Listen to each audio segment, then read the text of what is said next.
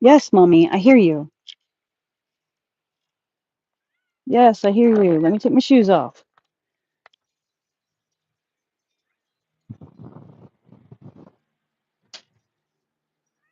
I hear you. I hear you. Yes, I hear you.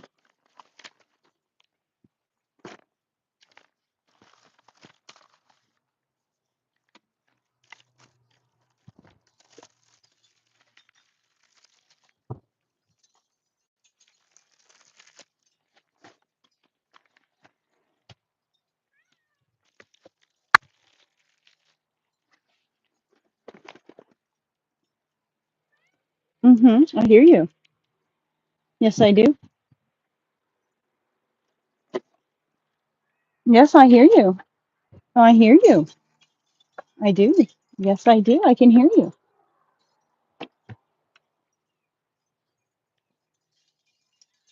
Is that my birdie?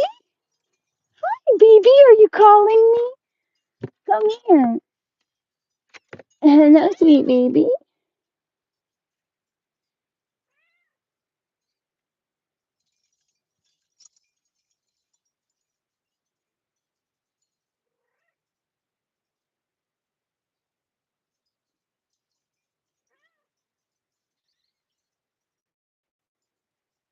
Hmm. My little birdie. My little birdie.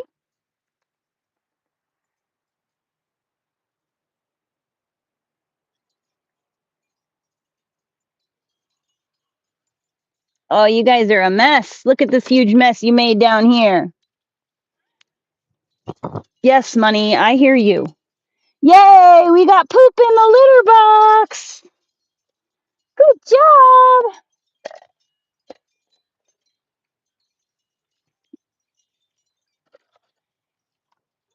Come on, everybody. Oh my God, you guys are fucking nightmare messes. Come on, Money.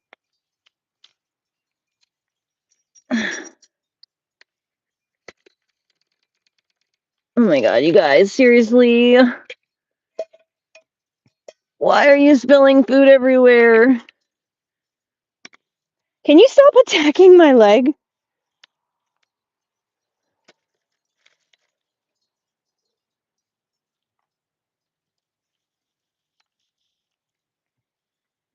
Money.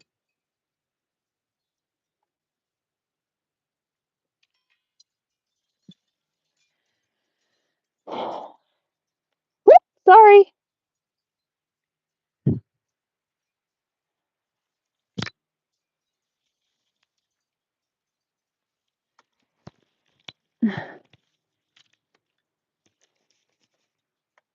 Break up with your girlfriend.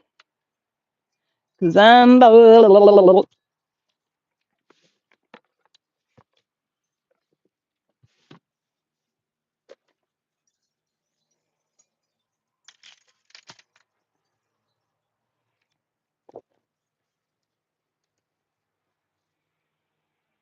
good afternoon.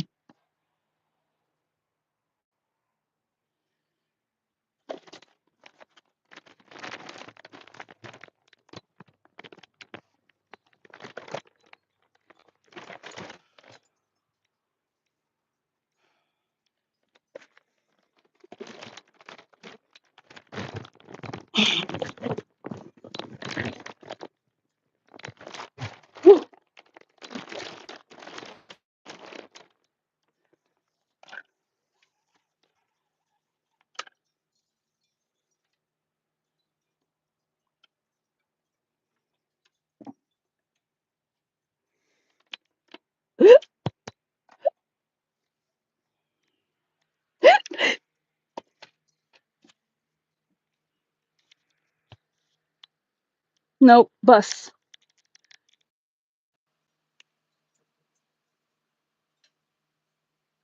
Okay, so let me show you the progress on the owl.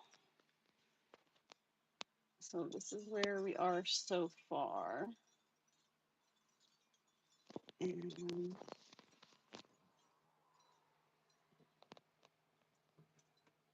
this is what it's starting to look like on the other side.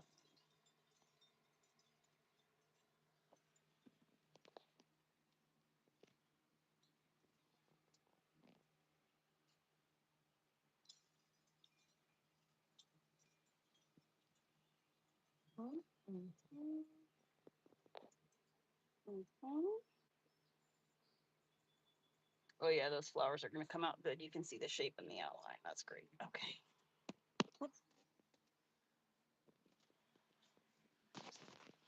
And then I got Lightning McQueen. Oh, I didn't shave. He's already done. He just needs to be shaved down.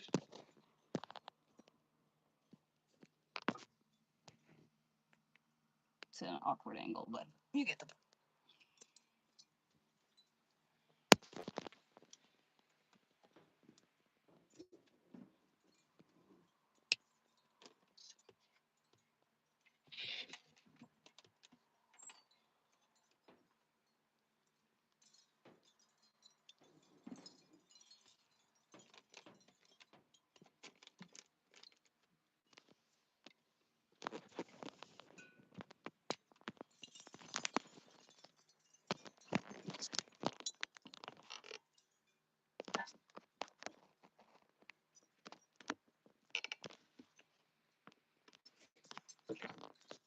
I moved into a bus because I was doing van life and my son was growing, and a cat had decided that I was her owner.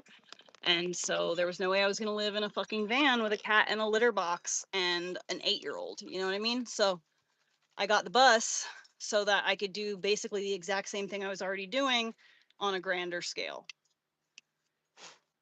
Also, if you have a bus and you buy raw land, just land out in the middle of nowhere, you just drive your bus onto your property and now your house is on your property. You have a second vehicle, you can leave your bus on your property and then drive your car into town to go shopping or whatever, run errands.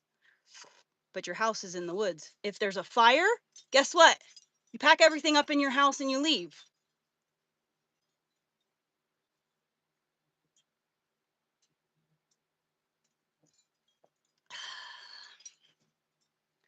All right.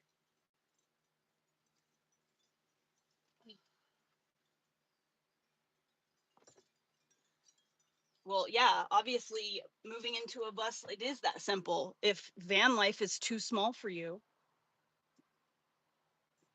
bus is the next step up.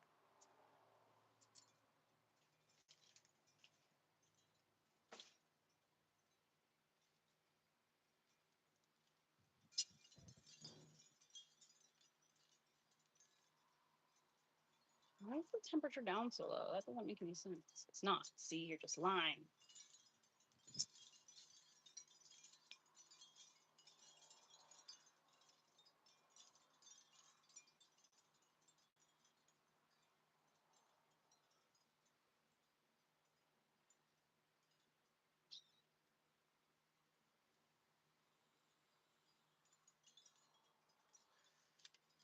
Okay. Skip. Sage.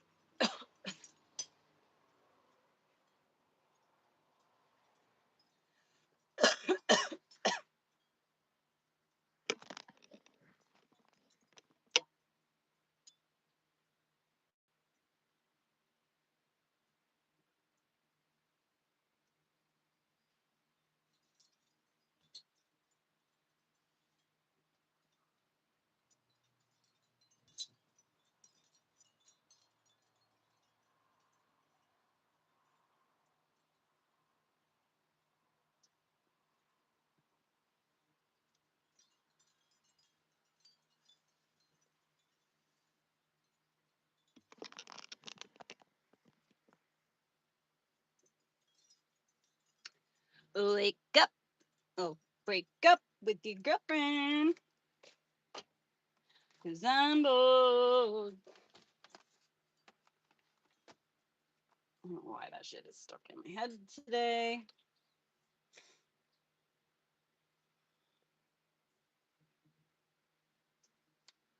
Perfect timing. At the top of their game, everyone was clamoring.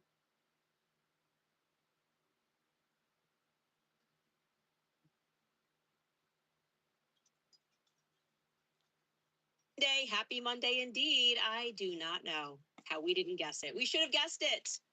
the attacks against me last week, personal attacks on my family. People were doxing our home address. Thank you, those of you who reached out to us and allowed us to respond to that. All across social media, accusing me of hiding money from the Macrons, accusing me of fleeing the country, accusing my husband of hiding a hit and run, having hit a man named Tracy Robinson. We all thought those who reached out to us and allowed us Get off of the computer! Respond to that. All across Hold on, social don't media, accusing me of hiding money from the Macrons, accusing me of fleeing the country, accusing my husband of hiding a hit and run, having hit a man named Tracy Robinson. We all thought, what the heck is going on?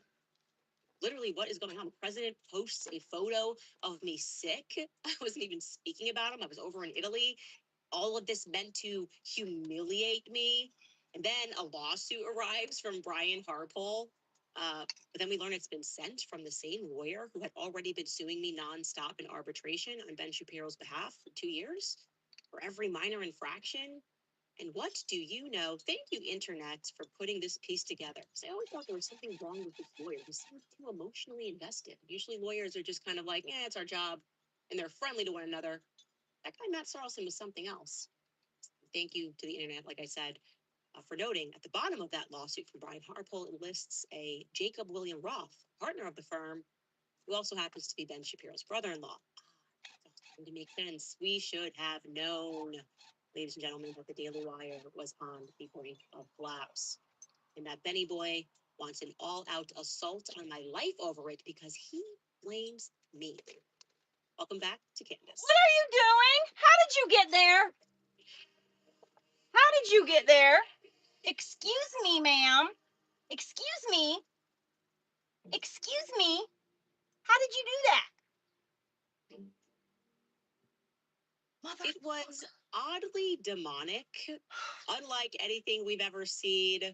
The president of the United States posting photos of my ugly mug. Why? Trouble.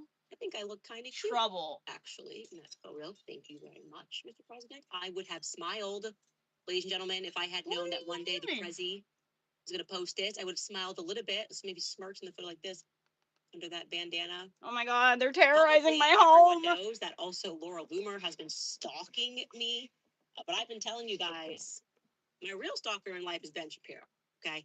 Since the day that I was fired from the Daily Wire, he has not stopped trying to bankrupt my family. It is almost comical at this point. We've learned to just laugh at it. It never goes away. We were laughing at the fact that he's just kind of allowed to pretend to be this normal public figure, but he's low-key a deranged stalker. And like he just sort of hides behind it, tries to dignify the stalking through legal filings. It's like, oh no, it's fine that we sent an intern to follow her at her event after we followed her. That was after we fired her. That was our right. It's fine if we keep just using legal abuse as a strategy. And I mean, for every little infraction, like they were monitoring my likes. Back when you could see likes on X, I was facing serious lawsuits over you liked this tweet and it was a bit disparaging to us. Stalker, just full blown stalker vibes. It all made sense though. It all made sense. Phone calls started coming in. Emails started coming in regarding the Daily Wire layoffs, which began, I am told, on Thursday, actually continued through Friday. There's some indication they may actually be continuing through today. It was an absolute bloodbath. Not allow them to spin it. Okay, I'm talking entire departments, big people at the firm, lawyers at the firm, the chief operating officer, the executive vice president, virtually the entire marketing department, the production team has now been reduced to a mere skeleton crew. No one was safe. Not even Ben's team was safe. Even a director on his team was fired. It was brutal. I have counted approximately 54 people who lost their jobs from top to bottom. And that's just in this wave, because this has been going on, as we all know, for a while. The writing has been on the wall for a while. It has been very strange, the worst kept secret in media, as they keep writing, having people publish these articles that just defy reality. We were having private conversations like, how long can they keep up this charade and keep pretending that this is not happening when everyone can see the numbers? We can see how the public is responding. It's very strange to just sort of live in a delusion.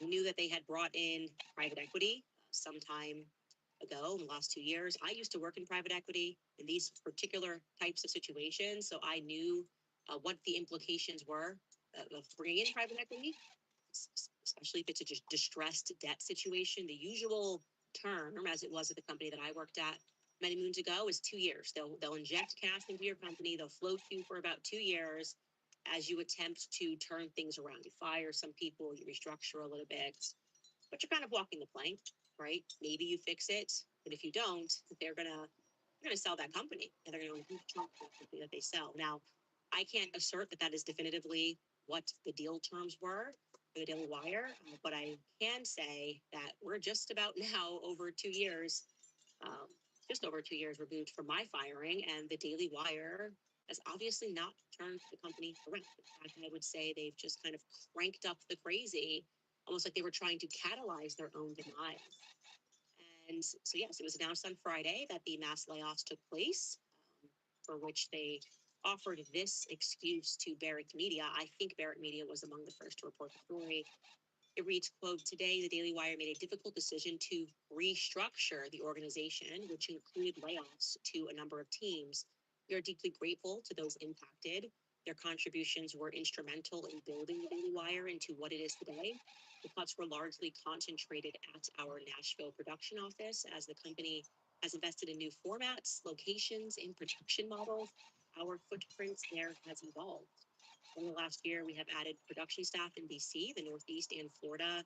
This step allows us to focus our resources on an ambitious slate of new entertainment projects that gets released this year. Additionally, we will continue to invest our editorial team in investigative journalism, where we have already added numerous new reporters across the country and established a BC bureau with a seat in the White House briefing room." That's a lot of words to really say nothing. Okay, it's not good. It's happening there. Everyone feels it.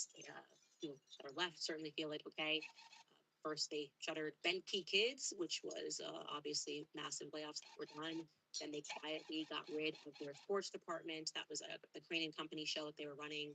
Now they're firing over 50 people in the span of 24 hours, and they're claiming it's just restructuring. People in DC also got fired, so it's not because they're suddenly pivoting and building in DC. So as they attempt to spin this into something else, the broader question is what actually happened to the company? How could it happen so quickly, more importantly?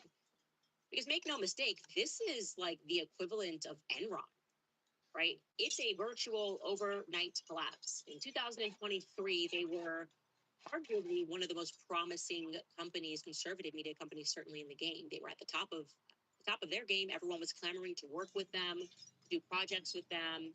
Now we fast forward to 2026, and generally speaking, again, I'm speaking generally, everyone hates the Daily Wire, right? We just hate the Daily Wire. How is that possible? Well, there are multiple assessments that are floating around right now. Of course, many people directly associated their demise with the never ceasing war against me, which began with my unnecessarily glorious public firing, supplemented by a staggering claim that Christ is King is anti-Semitic. People were going to say it. I will not be mocked. It's a strong start to say Christ is King is problematic, and we've got the money to make that Gretchen. So yeah, that's the chatter. Did it have to do with me? Take a listen. Candace Owens cooked you then. She made you look like all the little bitch that you are. She straight up publicly humiliated you, and you allowed her to let you destroy the entire media organization that you built. A lot of people, which is also interesting, are stating that Candace Owens Candace Owens was successful in leaving the Daily Wire, getting fired from the Daily Wire, and now she's a massive independent commentator, public figure, and this only happened. Her success only happened after the Daily Wire. She's probably feeling really good right now. I'm going to be honest. If I was Candace Owens, I'd be feeling pretty damn good right now. Django Unchained. Dude, she's like Django. She's like Django, killing everybody in the big house and then blowing it up. Kind of what it was, because she was there. She worked there. She was probably one of the top shows. and then she just exploded the whole house on her way out. Kind of epic. Can't lie. I'm going to glaze Candace Owens a little bit. I don't agree with everything that she's up to, but, you know, if she brings down the Daily Wire, then she's a patriot. No, no outside. Stay where you are. Do I actually deserve that credit? Have I been focusing my attention on the Daily Wire throughout this show? Well, taking a look Fucking at kittens gave him the buttons. business Biggest mistake ever. Think you want a talking animal until you have one. From what I've seen. In late 2023, Shapiro's YouTube alone recorded 170 million views. Daily Wire Plus is The only views Ben Shapiro gets now are the ones that are by the Israeli bot farms. the company was running $1 billion conservative business. Let me make this video back bigger. For all those like people who you're like, how are these people even famous? Parker production. How are they even like popular? Ben Who's even watching this crap? Disney Nobody. kids' attention. Daily Wire Plus, Maybe a paid for few, Netflix, but mostly bot running a farm. newsroom, a film studio, a children's streaming platform, and a private label consumer goods business simultaneously requires either limitless capital or extraordinary discipline. Some of it worked. Matt Walsh's Am I Racist was the top grossing documentary of 2024, but most of it didn't. In March of 2024, they parted ways with Candace Owens. She walked into the open market and built a show that competes with theirs. Today, she has 5.5 million YouTube subscribers and added 10.9 million followers across platforms since January of 2025, generating roughly 805 million views in that window. Daily Wire converted its biggest distribution Can't wait to asset get a into its fucking largest competitor. house and keep my cat Early food 2025, closer to co-founder the Barry laundry Horn stepped down as co-CEO and launched a solo podcast outside of the company that he co-founded. Bentke was shuttered the same year, entire team cut. Then the audience math hit Shapiro himself, 170 million monthly YouTube views in late 2023. What is what to called, roughly Lisa? 22 million in early 2026. An 85% collapse. Rug in 2 tufting. months. That's exactly what Their this is called. 60,000 Yes. subscribers gone in the last 90 days alone. Layoffhedge.com estimates cumulative workforce reduction. It is very of fun. 60% Lisa, 10 out of 10 this year. recommend. Tucker Carlson left Fox in 2023. He kept his audience. He There's runs the every show stage for a of this fraction is the fun. amount. Megyn Kelly's network drew 138 million YouTube views in February alone. The personalities figured out that they don't need the platform. The platform stuff. Don't get the cheap Amazon Daily kit Wire built $1 billion valuation on names that can walk, take their unless you're audience only with going to them, use it and like run once or a TV twice. show from a laptop the next If you're only morning. going to use it once or twice, it's kind of a big investment for that. But even still, The like company kept the overhead. the Amazon, left with the people. the Amazon kits I thought that was very are absolute very garbage. fair assessment. And The machines that come with that are absolute garbage. you know, the commentary regarding me, plus reading his business look at it, I actually think it's a combination of both of those assessments, right? Because what Akash is missing brings up Tucker Carlson and Megyn Kelly. Yes, they are indeed more successful than they were when they were on cable news. They are successful in their own right, but their exits did not destroy Fox News. That's crucial. Their exits, despite the fact that they are doing better, did not destroy Fox News. This means that Daily Wire is unique. They are unique. They are set apart from those examples. I left PragerU. I left Turning Point USA. Neither one of those companies were destroyed by my exit. In fact, we were all friends when I worked with Turning Point all the way through until this year, actually, contractually. And same with PragerU. We would still do things together. I'm still close with Marissa, very close with Marissa. So what makes those companies, what is it that makes those companies different, right? I think what makes them different is that they didn't stalk their departed talent. They just let them go and they never mentioned them again, right? Tucker Carlson did not then face 2 years of arbitration and fights and gag orders with Fox News, being chased for every penny. They didn't try to stop his next move. They weren't navigating and hadn't pieces written about them. They truly wanted to just turn the page, meaning they're a real business. They are a real business. They want to keep it corporate. Goodbye. Okay. Public didn't like how they dealt with it. I didn't like how they dealt with it. But actually, in retrospect, it was clean, right? Now compare that to the Daily Wire. Think about the positively erratic and, dare I say, deranged decisions that the company made just over the last few months, last 6 months, right? They brought back my social channels to mock me. Okay, this is unbelievable. It's beyond psychopathic to do something like this. 2 years after you fire someone, They also attempted, in case you forgot, they attempted to create an entire show dedicated to making fun of this show. Remember? In the no, in the no, where you had that spastic girl that was like standing on the couch, the Nickelodeon girl, like making fun of me, and it was weird and it was cringe and also beyond the realm of being stalked by a former employer. Strange. You don't keep someone's socials and go, ha ha, I own your name and likeness and I can do this. You have to pause and really consider how unusual that was. Now, that was a mere months removed from the end of their last legal action against me too. So that there's never been a stop in my life of the Daily Wire chasing me. If this was an ex-boyfriend, everyone would say that I was made of a trading. Like I said, they wear the mask of this is all court. We just really want to go after her because of that like. She liked that. It was disparaging. So you cannot discount the fact that Ben Shapiro, who is considered, and this is sad for the other people on the platform, he is considered the face of the company. And he developed tunnel vision. He bet the company on destroying me. I didn't want to fight with them. I wanted to peace out. I wish Andrew Clayton never made the Crisis King video. You would have never heard from me. We can never speak about each other ever again.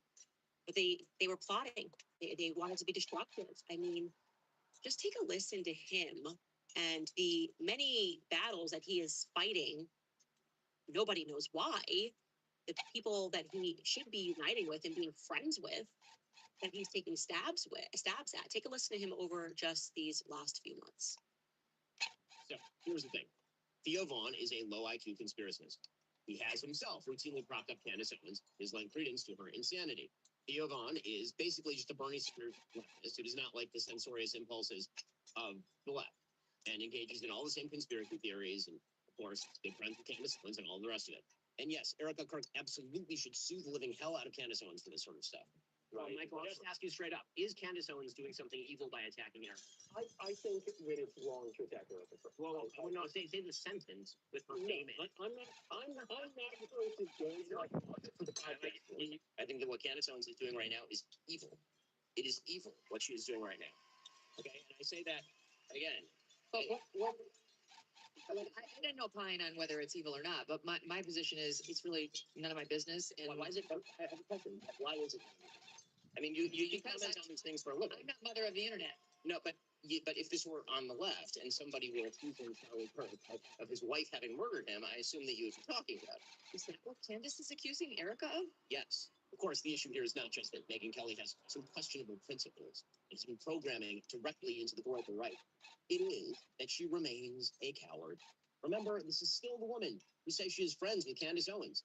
So no, Tucker Carlson, it is not an excuse to go silent on Candace's targeting of FIFA USA. Or to mirror her bullshit lines of questioning because you love Candace personally. The same holds true of Megyn Kelly. I mean, it's just not normal. Right? It's just not normal to go after Theo Vaughn. Everybody loves Theo Vaughn. He's just a person that everybody loves, but he just goes, Theo Vaughn is friends with Candace Owens, and I therefore hate him, and I want to destroy him, and every person has to want to destroy her and join this team. You can't have those sorts of people in the boardroom. Your company will eventually destroy itself. Now, if the employees found out on Friday that company could no longer afford to sustain them, we can reasonably assume that Ben, who's a part owner of the company, knew months ahead. So what you're looking at there is that with his dying corporate breath, what he wanted was to come after me. Me. That is not to say that people. What? What? Where are you?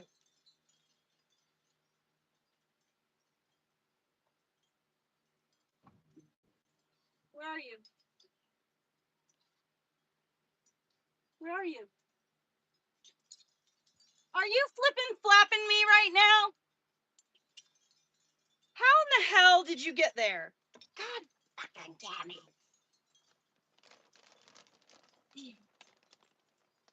Come on. Come on. Come on, baby. Hello. Come here. Come here. You're literally fucking stuck. Oh my god. Don't move or you're gonna fall against the wall.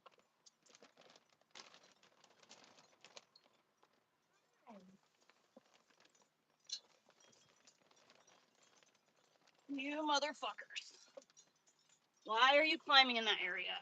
Stop climbing over my desk. Oh my god, they figured out a way to get on this side of the.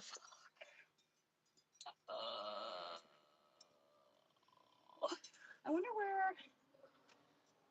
I wonder where I put all those baby gate things that are metal. Ah!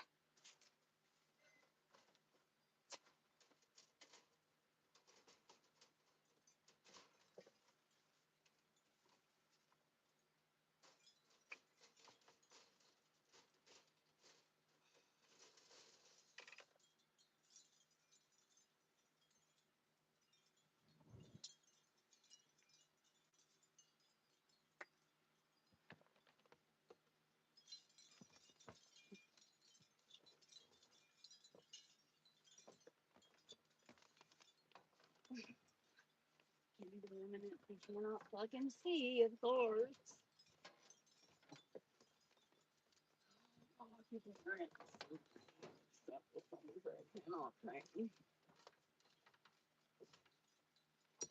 Hopefully that fucking works. Great. Just on my cat, get off the computer. What are you doing? No, no, no! No, no, no, no, no, no! Oh my god. Money! No! Money! Go back, go back, go back! You're gonna spill the fucking drink on my computer! Go, go! There's no kitten there. I got the kitten. What are you doing? Money, get out of there. What did you do? No, don't step on that. Don't step on that either. Come over here. No, no, no, no, no. What did you do? My computer's closed out now.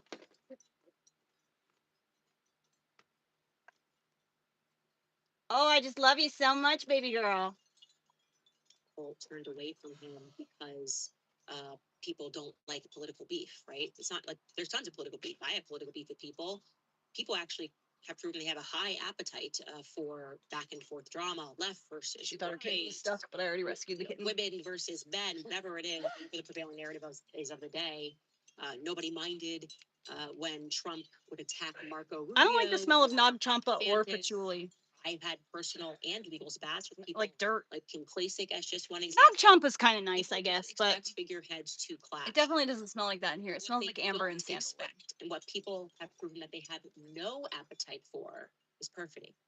Right? Which isn't that a better smell than Deceit, like betrayal against your own, dirty laundry and or trying to old destroy carpet? me, Like, trying to destroy Megan. I'd much Kelly. rather my house smell like That this. means trying to destroy Mildew. a colleague and someone like Megan Kelly, who he said was his friend.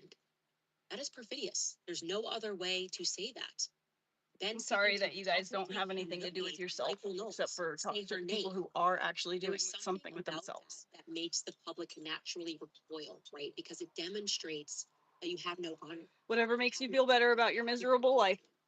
They can forgive you demanding COVID shots, right? Get the vaccine dopes.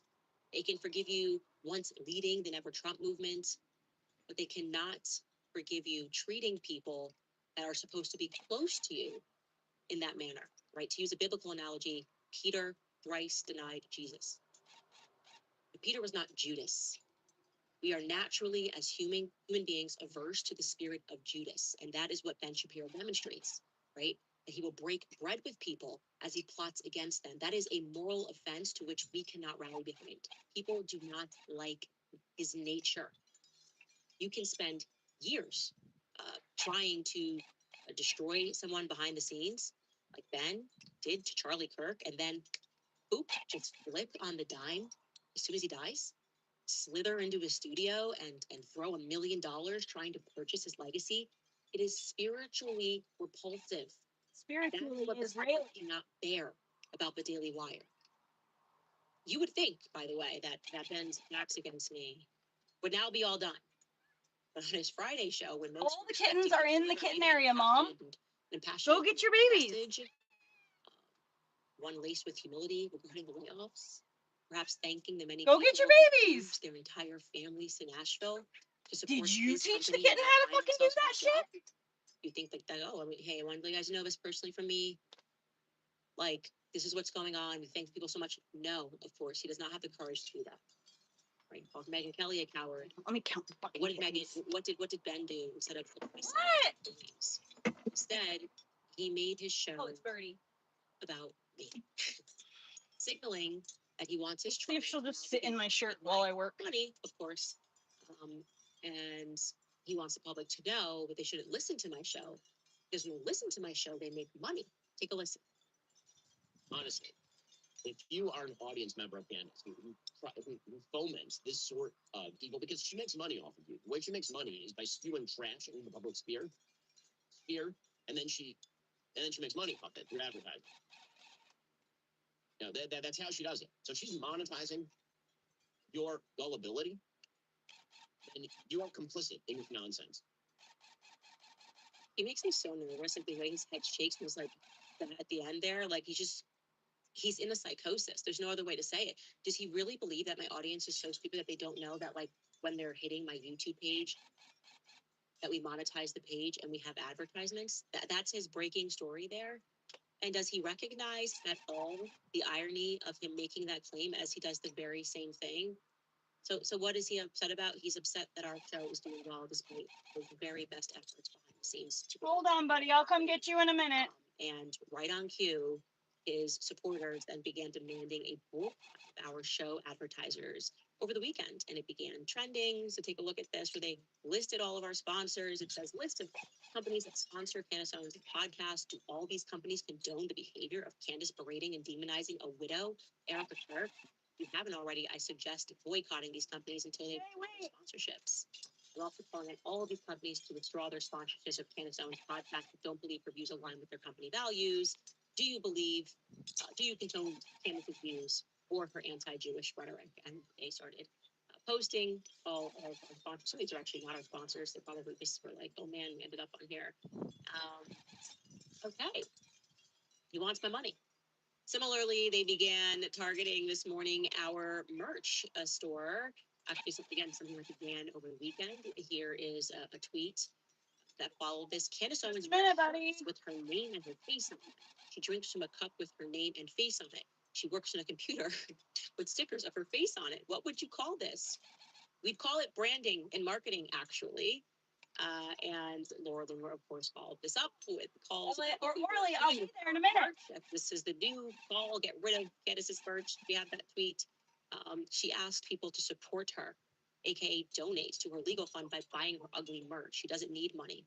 Why doesn't she sell one of her luxury SUVs? Why are people who are less fortunate than you are for money when you're wearing designer, driving $1 million worth of cars? It's so beyond untrue. It's crazy. Living in 2 homes, also untrue. That's crazy. Why doesn't she support herself? I do support myself. Thank you.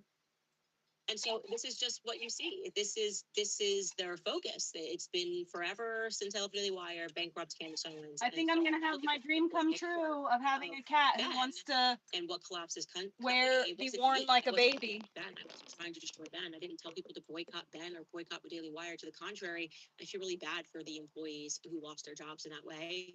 And behind the scenes, I'm trying to help some of them get new jobs because they moved their lives and their families here.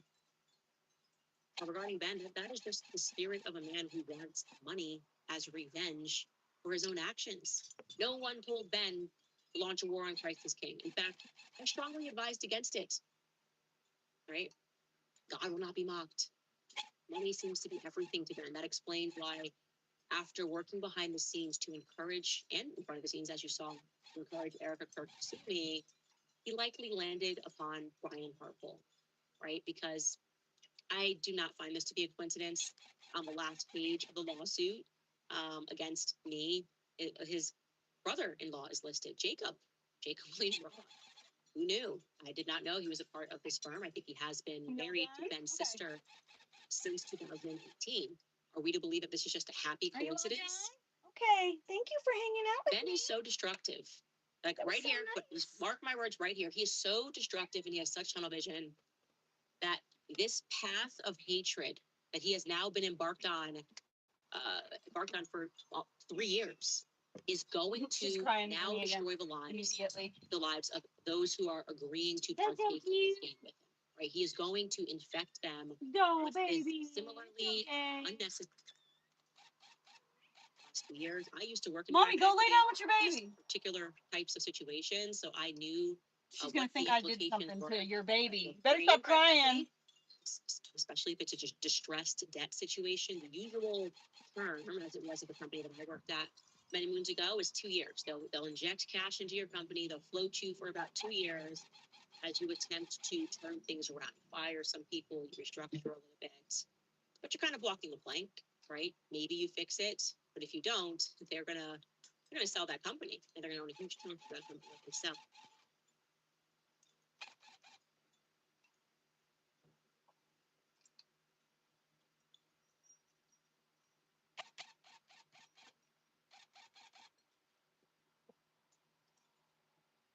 Excuse me?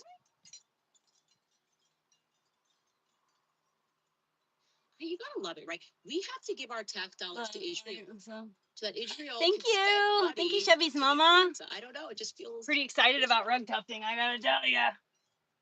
Anyway, you should know that Dillon Law Group filed on behalf of this company. So they are on the FAR paperwork. They're representing them. So Faith by Works LLC was initially contracted by Havas Media on September 8th, and then came Harley's public funeral, described by some people, his wife, as the event of the century. And what do you know that after this, Andrew Colvett announced on the news that at this event of the century, they successfully had geofenced and geotagged everyone who went there to mourn Charlie. So really, it was like hats, merch, and some cell phone data, apparently. Take a listen.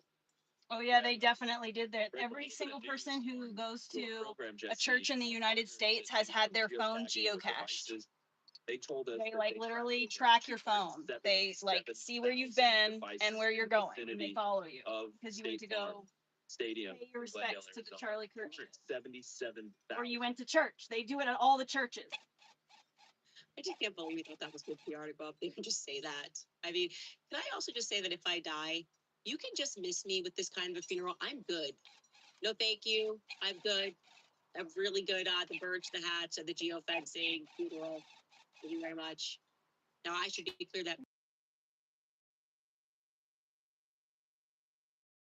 at the recent White House correspondent singer shooting, we don't know if Andrew Colvett, he didn't name who he was working with. He didn't name who his partners were. So we don't know if it was Show Faith by Works. The timing of this is definitely interesting, and we should actually maybe try to find out, right? In their FARA docs, they specifically note that they are going to be doing that geofencing and targeting in Tucson, Phoenix, and Las Vegas. So it's right in the turning point hub. There's a lot of smoke here. I'd be willing to bet there's some fire. And maybe if you're one of the lucky ones who got to attend this event of the century, you might be able to work to find out by contacting Turning Point and saying, actually, who was your person? If you eventually ask, maybe it's on a ticket stub. I would imagine they would have had to disclose it. I'm not sure entirely. But it would be know who their partners are. I didn't know Turning Point was doing this. I actually thought they were like a 501c3 charity that was not engaged in this bill. So we want to give a special shout out to Twitter user Gen X Girl, because she has done a fantastic job influencing that. See, uh, she says she's a honey badger that exposes corruption, wars, and foreign influence. And I do think that kind of looking at the piece of what this firm is going to be important. Again, I personally have nothing against Harmy Dillon. I do think that there are some interesting ties that bind when it comes to her particular firm. And since she is in contest to become the next attorney general following Pam Bondi, yeah, we should understand what's actually going on here. That's not even half of it, by the way, in terms of their involvement with some very pro-Israel initiatives. Anyway, we will be right back. All right, you guys, way before the food industry failed us and started making low quality foods and hiding behind nutrition labels, one thing was always true. Organic fruits and vegetables are the superfoods that your body needs. Fast food tastes great for like 20 seconds, but the junk and inflammation that follows is trashing your system. It keeps you tired and weak. you need to check out fieldofgreens.com. Field of Greens is 100% organic fruits and vegetables that are dehydrated and ground into a fine powder. Every ingredient was selected to support critical functions throughout your body. This is the easiest health upgrade that you will make. One scoop a day and you'll feel the difference. Field of Greens promises your doctor will notice your improved health or you will get your money back. You'll get 20% off if you use promo code Candace at checkout when you visit fieldofgreens.com today. That's fieldofgreens.com, promo code Candace at checkout. Also remind you guys about American financing because summertime expenses in 2026 are stepping up faster than ever with record gas prices for looming tuition and vacationing fees, leaving Americans feeling like the only option is swiping the credit card due to trapped in that cycle of high interest debt. Well, American financing has a way out. This isn't about shortcuts. It's a real strategic plan to reset your finances and reclaim your budget. At American Financing, they specialize in building plans tailored specifically for your goals. Look at your current debt and show you exactly how your home's equity can work harder for you. Imagine rolling that high interest debt into one simple, manageable monthly payment. There are no upfront fees and zero pressure, just honest advice from salary based consultants. On average, your customers are saving $800 a month. That's real breathing room. So start today and you may even be able to delay 2 mortgage payments. American Financing is America's home for home loans. So call American Financing today at 800-795-1210. And that's 800-795-1210. Or visit AmericanFinancing.net/Owens. AmericanFinancing.net/Owens. Okay, I just have to read this comment that came in live from Curious Joel. He writes, the mobile October 7th experience also includes the 6-hour stand down order, so it might take a while to begin. Just be patient, it's going to be a blast. It's absolutely hilarious. I'm good on the October 7th experience. Can I just say that? Like I said, I would be very surprised if this was not the company that was working with one of the partners of Turning Point USA. Again, because of all the ties they have to one another, because of a location that is explicitly listed, but also in the filing, they named the churches that they're going to be geofencing at. And it just happens to be a lot of these Calvary Chapel churches where these pastors of Turning Point USA are heavily involved in, including the Dream City Church, where Charlie spoke at once a month, whatever the situation was, that they just hosted Erica. So when are you going to realize, Candace, that Charlie was in on all of it? In Phoenix, that's what I'm referring to. It's on the list. So I feel like where there's smoke, there is likely Just waiting fire, for the right? light bulb to go off in her head where she realizes, oh, Charlie wasn't the good person I thought We he always was. say email us tips at He was CandaceOwens.com, more tips doing at these evil things. CandaceOwens.com, and we will keep prying that narrative because there's more.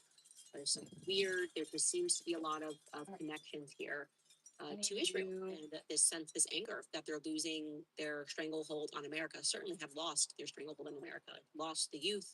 They're now losing above the youth. They're lost millennials. And it seems as though they want to lose every generation with the way that they're acting and the way that they're behaving. And at the end of the day, they don't have truth on their side. And I should have mentioned that in terms of Their why point is not to take over the United States as much as it is to crumble the United States. The things that were happening to kids They've been that were being wanting to crumble it so then they could join the rest of the world in the new world order.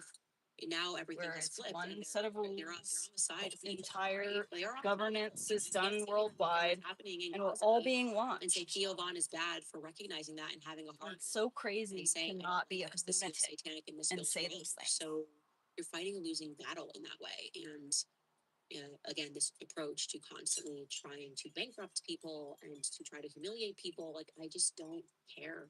My family is so much more fortified than that. We have always, we're just very close and we're also very happy, and I think that has been driving them the craziest is that they sense that there is this underlying joy, and there is an underlying joy when you're doing what you believe in, when you're saying things that are true. Do I get it right all the time? No, I'm perfect. Of course not.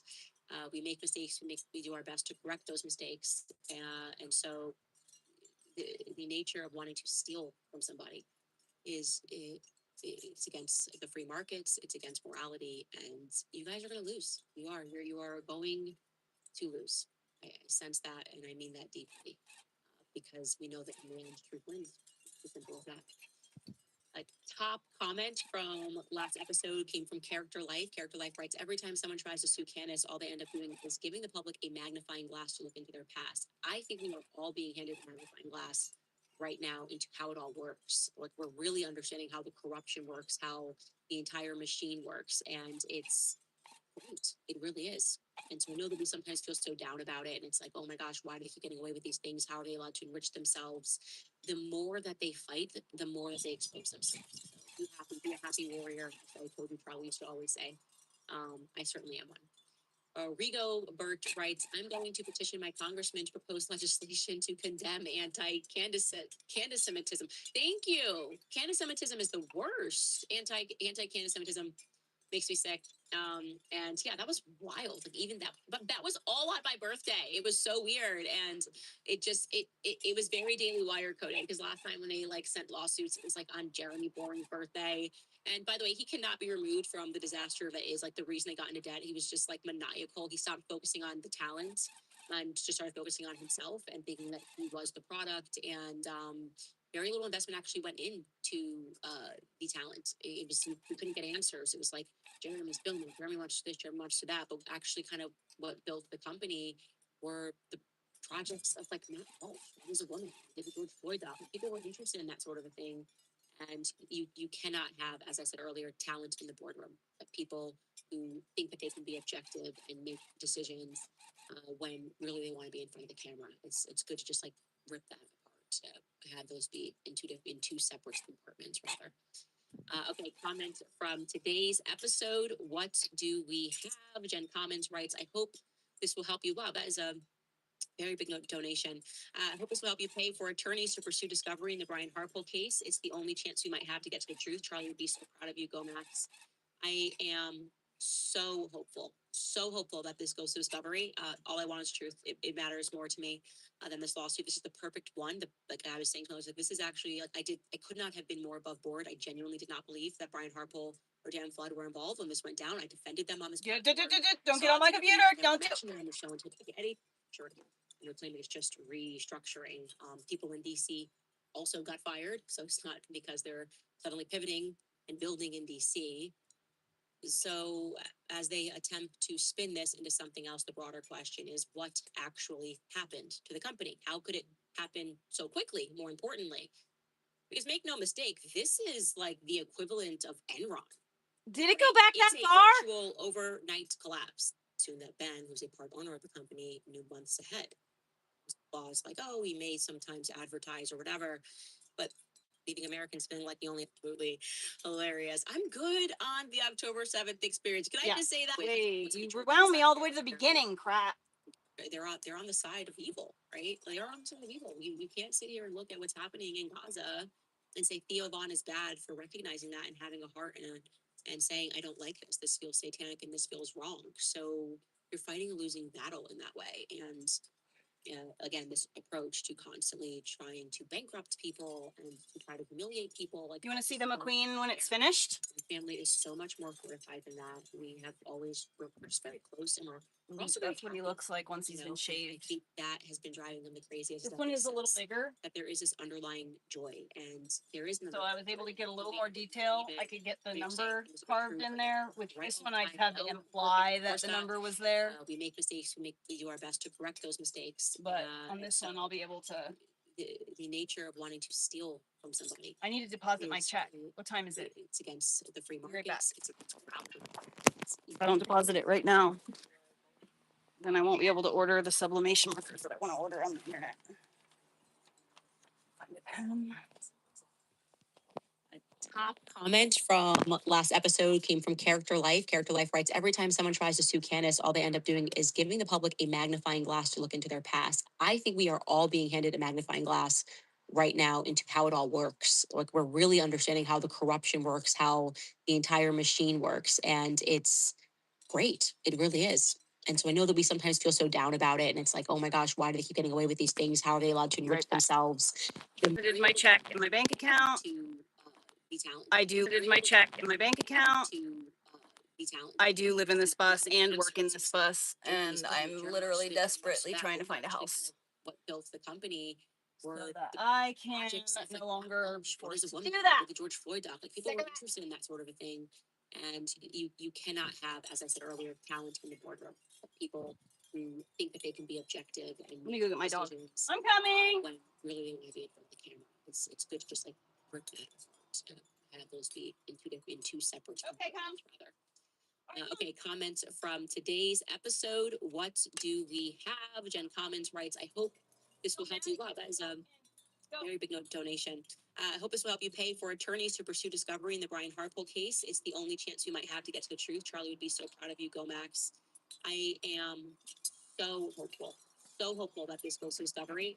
All I want is truth. It matters more to me than the lawsuit. This is the perfect one. Like I was saying, I was like, this is actually like I could not have been more above board. Dogs fed, dogs back inside. Or Dan Flood were involved when this went down. I defended them on this platform.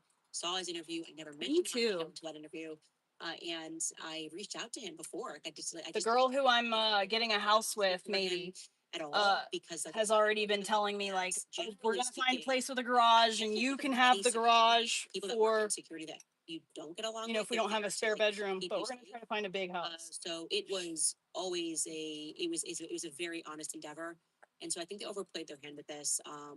Unless they are going to be corrupt, and Also, there's another house cooking in the books for me by myself. Done. A possibility of is that as banking well. on his connections to Harmeet Dillon. Who knows what this is going to Pretty be? But at least the fucking public will excited. pay attention to it, and I am praying that this will actually allow us to go right in and to get the information, the answers to the questions, have access to his phone, have access to Dan Flood's phone, have access even to Erica's phone on that day. I'm gonna eat a have little bit of access to pop footage. brownie. You're saying you did all of these things, and well, great thing, there's footage in 4K that Turning Point USA is in possession of. So this feels good. So thank you for that. And also, by the way, guys, I tweeted that it would be really funny if this was the biggest day of merch in our merch history, and it actually we are on track for this to be the biggest day in our merch sale history on the website. We love you guys for actually buying merch just to spite the people that were calling for a merch boycott. So you could go to candaceowens.com. We've got merch up available on the website. We have great merch. You know, we do. Come on.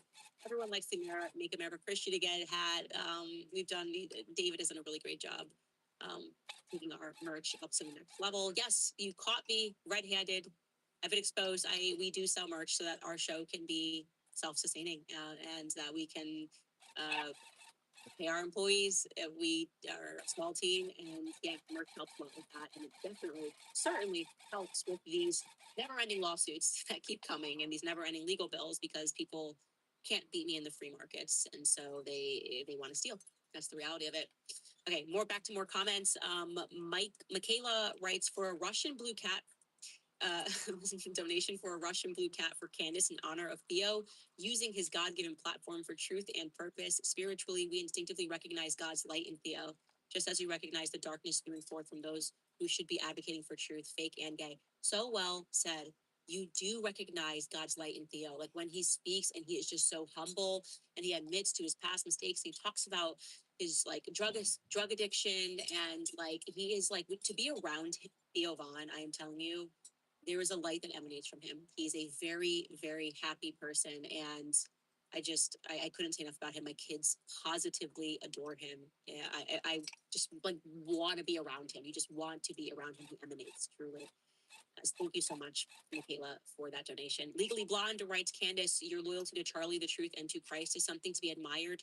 I enjoy your content, but more importantly, I support your mission. I am a freelance paralegal, research and timelines, and would be happy to help go max and stay true. Thank you so much. Yeah, I love doing the timelines and doing the research. And if you ever do need extra help, we will reach out to you.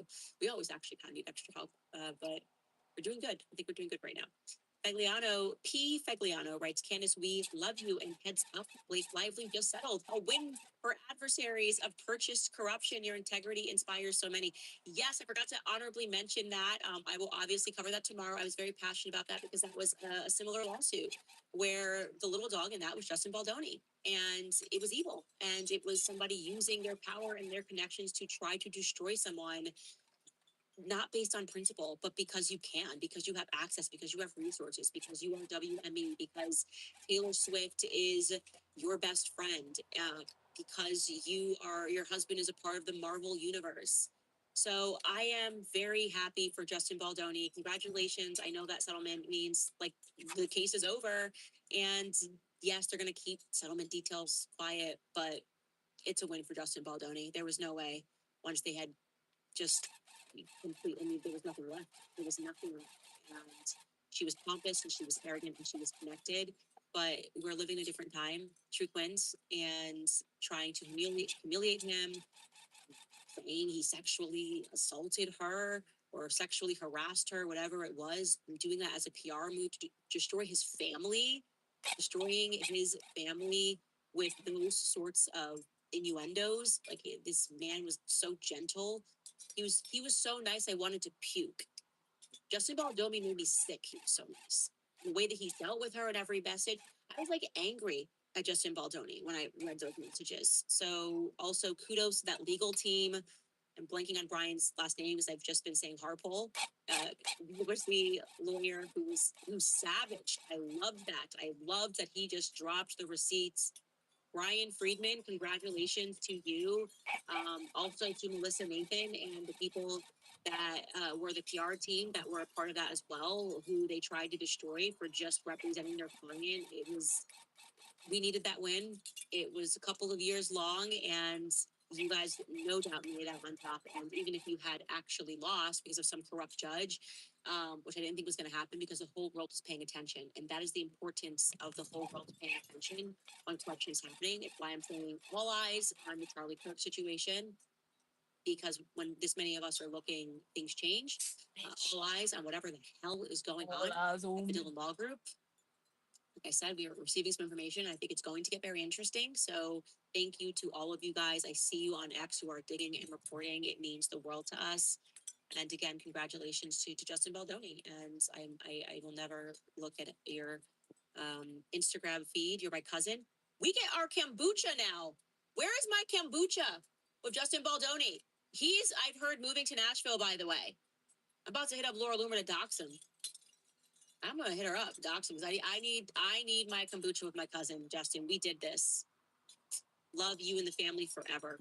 What do we I miss the family. Never met you. I miss the family. Anyway, that's a lawsuit I am gonna miss. I was hoping to testify in that one. Another comment. Sorry, we're a little bit there. Arco writes, "I'm complicit, Ben C," and he gave us $100. He's gonna come for you. He's gonna come for your whole life. Thank you so much, Dankster Intel. Also, another $100 donation. Thank you. We got your back on this side of the internet. Candace, big love from the foreign agent exposer. More chinks in the armor than they ever thought some boring research would ever produce. Foreign agents are everywhere. We're taking back America from these blistering hands in our pockets. I totally agree. It does feel that way, like we are actually fighting for the soul of our country, and it does feel, dare I say, like we are winning. And there's something about the collapse of Ben Shapiro's platform that makes us all feel like we won. We won because he's a tremendously powerful person, because of his familial connections with his uncle, Zalman Shapiro. Am I correct that he's the one that took all of the uranium to Israel? Zalman, like Zalman. Is that correct? I'm pretty sure. Yeah. Oh, I guess you could say theft is in his family's nature. I don't think he ever actually was found guilty, because they think he pled like anti-Semitism or something like that. So on track. But like I said, the awakening happens first, and I think we're going to win. We really do. We're definitely going to find out who was really behind the Charlie Kirk murder. But we all know it wasn't Tyler Robinson alone on the rooftop. Okay, that is not how the clue game went down. Natty Nicole writes, "Ben and Larry are disgusting human beings. Doubling my donation to spite them. Thank you so much. It's a huge donation to support you and support the truth. He wants to dance. Let's effing go, oh man." I love that.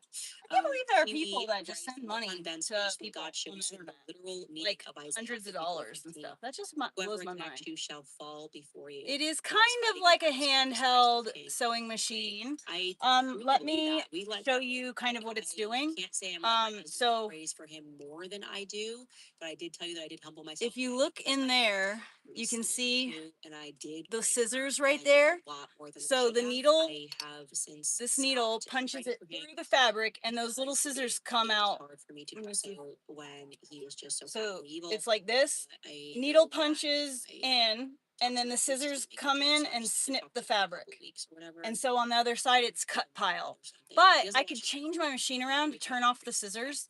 And so then it Both does film writes exactly the Frankenstein, same thing the as machine punch writes needle, Candace, will you tell us about your only relic? the I machine know is Sarah doing it on a Trump grander Vivarium, scale. congratulations on It your just, transformation. it's all one continuous thread, and if you Joe, mess up, you can just yes, undo few it all. relics my husband as a confirmation gift. Obviously, he was my sponsor.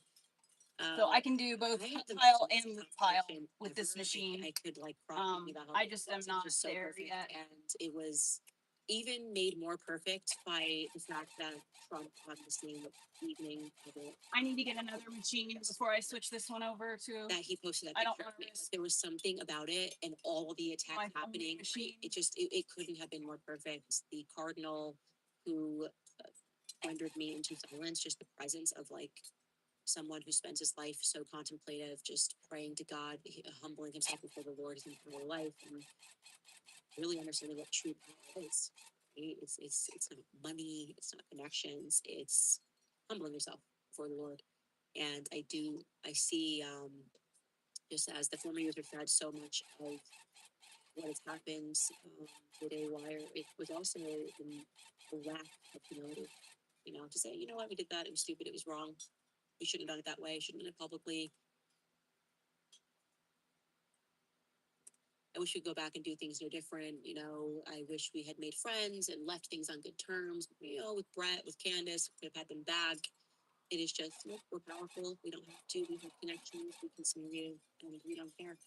So there's a lesson to be learned there, and they probably won't learn it. Sasiba writes, you may make money with my views, and I pray that it is multiplied. Thank you guys. Truly, I think when I go upstairs, I think it's going to be our biggest day in merch sales ever. So that's amazing.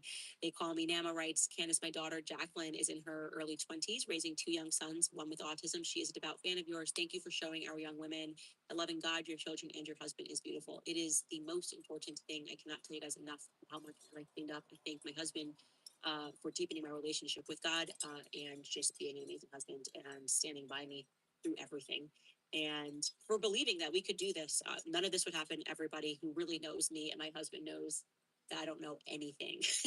I just talk on my microphone and he makes it all work.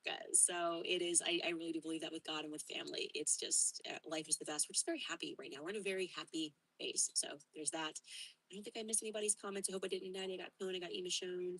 Vattermore, I missed you. Can we start a GoFundMe to save the little horse? I am going to rescue that little horse, actually. You are correct. I should be doing it. That would be a very fun gag GoFundMe that would then raise a ton of money, which is very funny.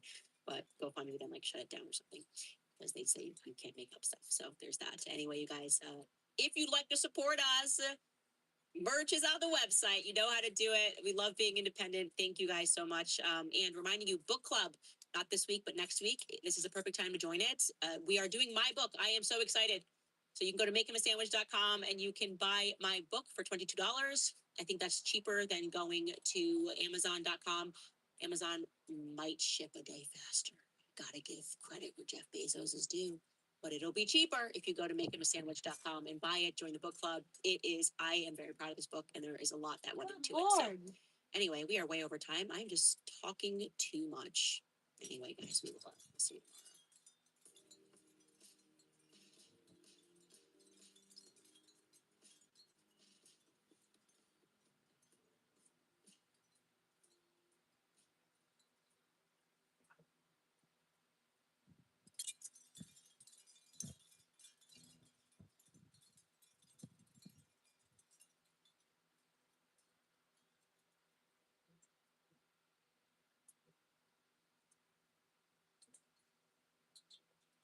Better.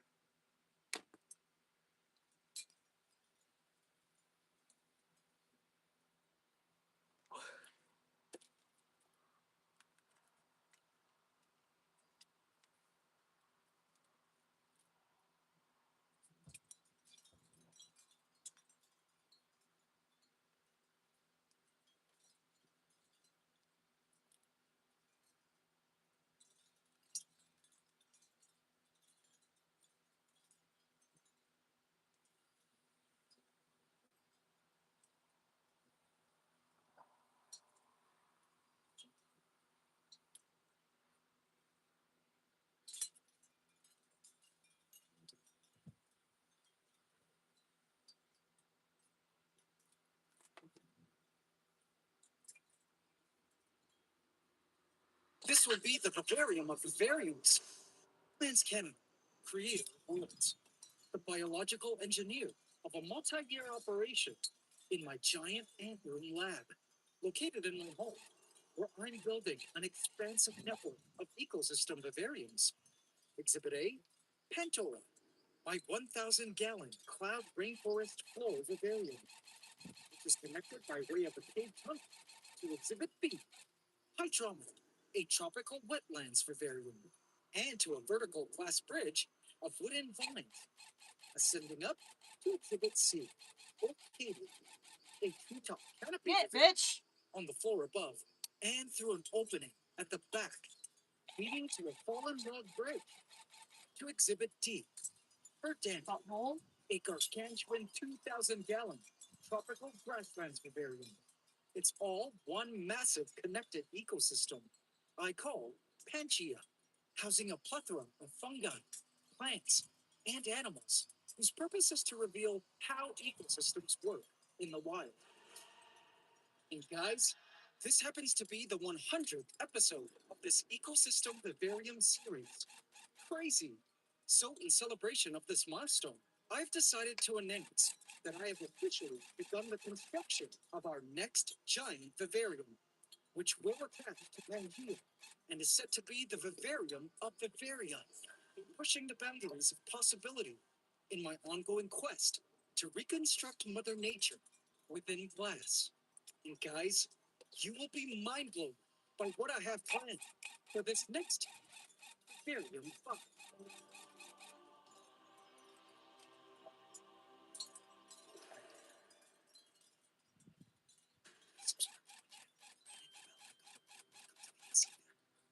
Enjoy.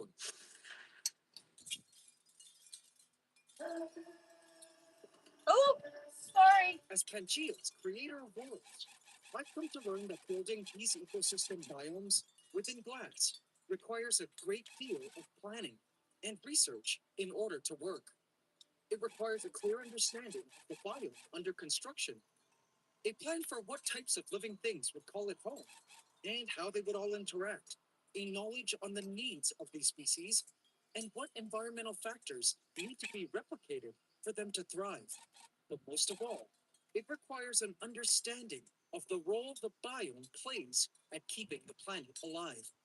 It's why I've been studying for this next vivarium, tentatively called Vivarium 5 or Viv 5, for years now, and have been canvassing for the right team to help me, because I always knew that when I was ready, and was crazy enough to actually attempt to pull off such a hard and complex world, creating this particular ecosystem vivarium would be the coolest, most ambitious, most biodiverse, and greatest opportunity for learning in a single vivarium yet. Soon you'll understand why I say it's an understatement that Viv 5 will be unlike any other vivarium we've ever made, and to the best of my knowledge, a first of its kind. So what biome will this new vivarium be? Well, it's quite specific and a bit on the complex side, but you guys will love it. So let's get to it. One of the things that will make this next giant vivarium different is that it will offer more ecological niches for its residing creatures than any other existing vivarium in Pangea. How so? Well, to put it simply, it's a compound of habitats that can be divided into 4 different zones, which will be home to different sets of creatures. So let's start by talking about the first zone. It's maintenance day for Godzilla, my young spectacled king. He eats once a week and poops once a week. And when he does, my team and I go in to give Godzilla and everything in his enclosure a good clean. We take precautions to ensure our safety during this potentially Interesting. He's dangerous talking about a team operation. now. He's never talked about a But team every before. time, Godzilla is highly cooperative and anticipates his favorite part of this maintenance day routine, which you will witness shortly. Now, as a crocodilian, he's got some really sharp teeth and is capable of a nasty bite, which is why, if you've been following the channel, you know he's been undergoing human desensitization training in this very open holding tank, which has been a temporary home until he gets transferred to his next home. As you can see, his training has been effective as he is totally calm around us now. And this comfortability around humans is important to instate while these caiman are young and small. because a full-grown 5-foot caiman that is scared of humans can lead to a lethal situation rather quickly. We start by doing a water change, scrub down his rocks and tank, as well as scrub his back. And this is the part he loves the most. Arching his back so we can really get in there with a good scrubbing, with his mouth wide open. This back scrubbing session takes him to crocodilian ecstasy. Oh, tickles. Sorry, Godzilla.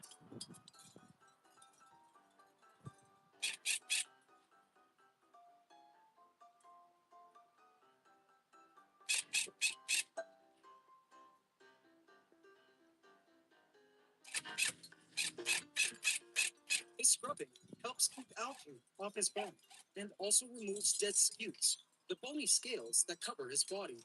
As you can see, he's really come a long way from wanting to bite our hands off back when he first started this training program to now looking forward to this weekly scrub time.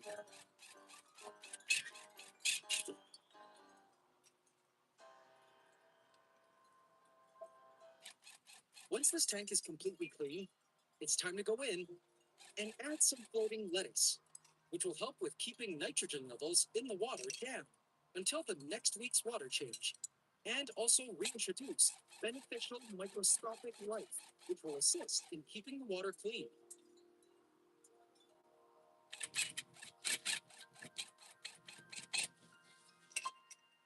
Now, as much as he's come to love this holding tank, as mentioned, he's ready to move to a larger home with a larger land area onto which to bask and a new set of aquatic organisms in the waters.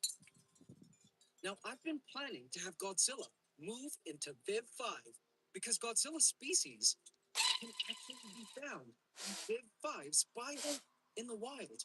So I can't wait for him to enjoy life in Viv 5 when it's completed. At least for a little while before we move him to either my 60-foot outdoor pond in my yard or to a friend's zoo to live and breed with other spectacled caimans like him. He will particularly love what I have planned for Viv 5's first zone.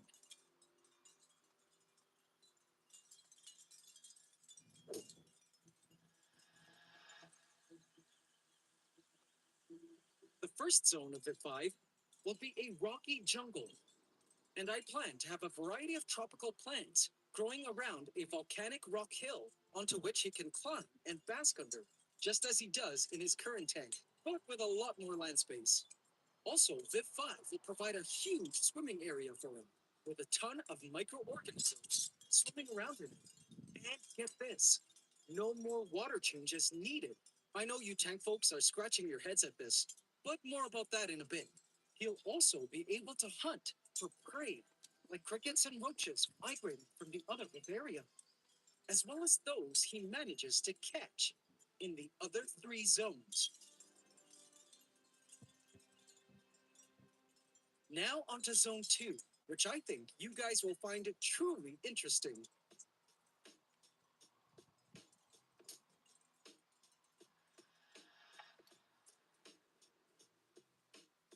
I'm a beach guy and have been able to visit some incredible beaches around the world.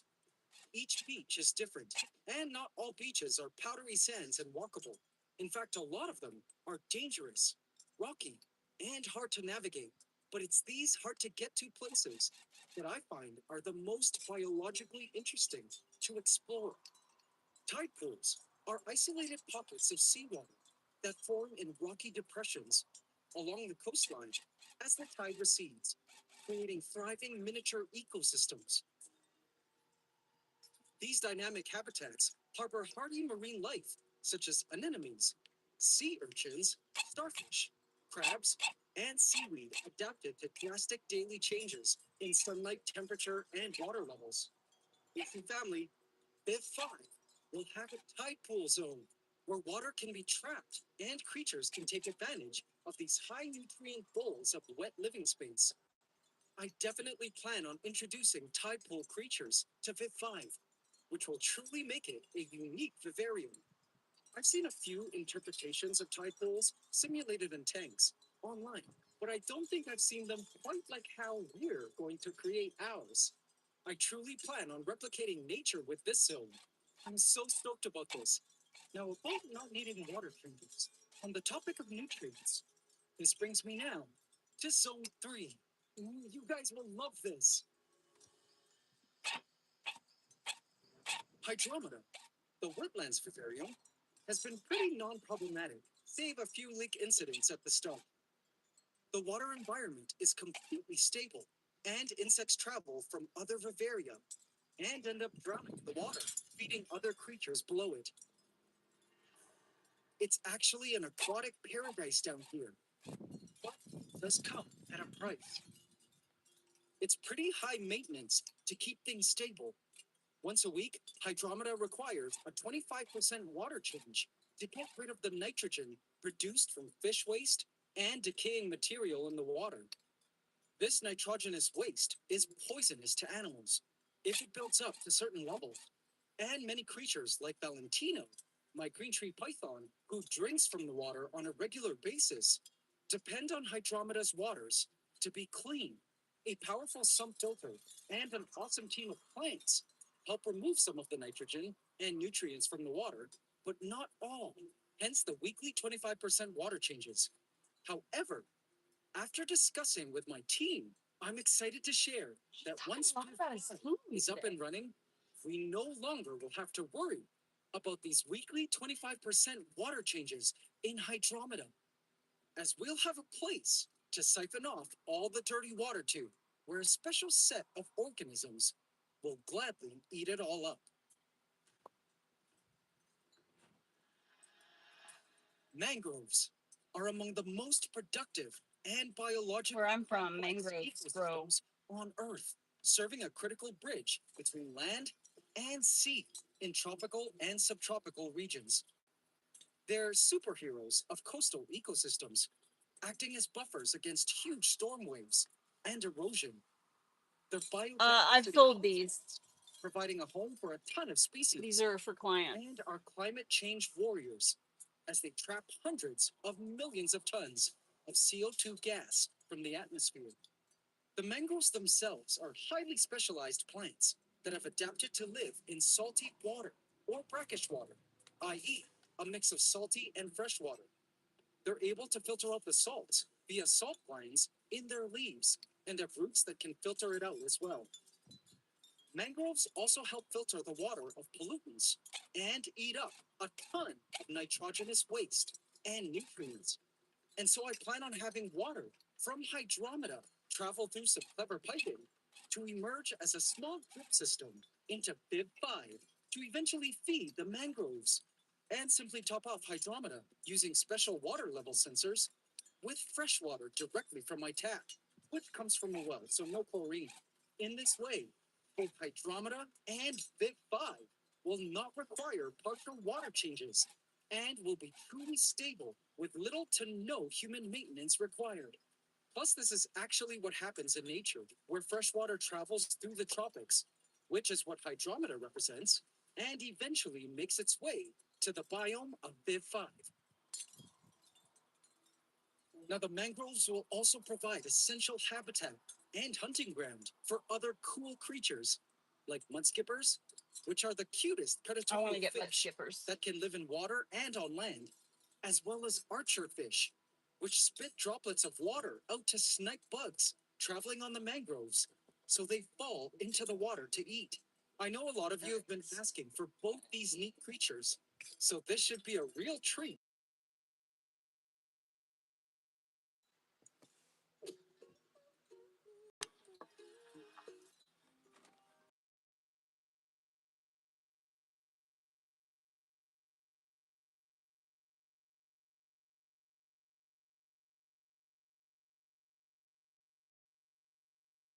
Sorry, Elliot called me. I've got a kitten in my shirt because she was crying, so we're gonna try to work with her in our shirt. Hopefully she's not trying to climb out as she immediately starts to climb out. Just sit still, baby. Pretty.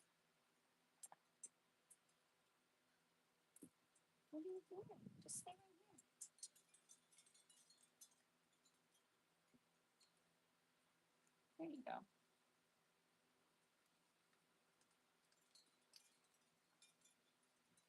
You want to get out?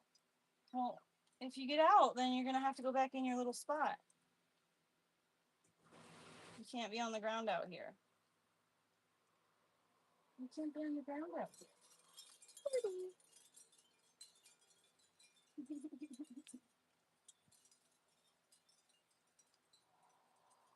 Hi, baby. I want to get out of this prison.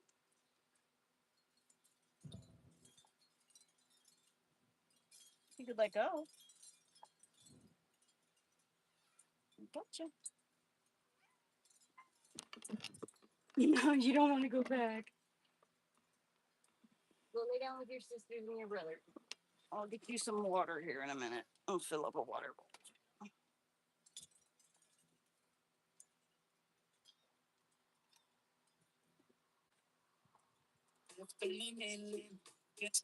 I hate how he's using that AI music now. Are protected from harsh ocean waves and are Where's the charger at? I need to charge the tablet. Money. which makes them peaceful, Control your impulsive biodiverse thoughts. sanctuaries. Why don't you go nurse the babies? As You're nursery like, oh, grounds. maybe not. You hear the baby crying for you?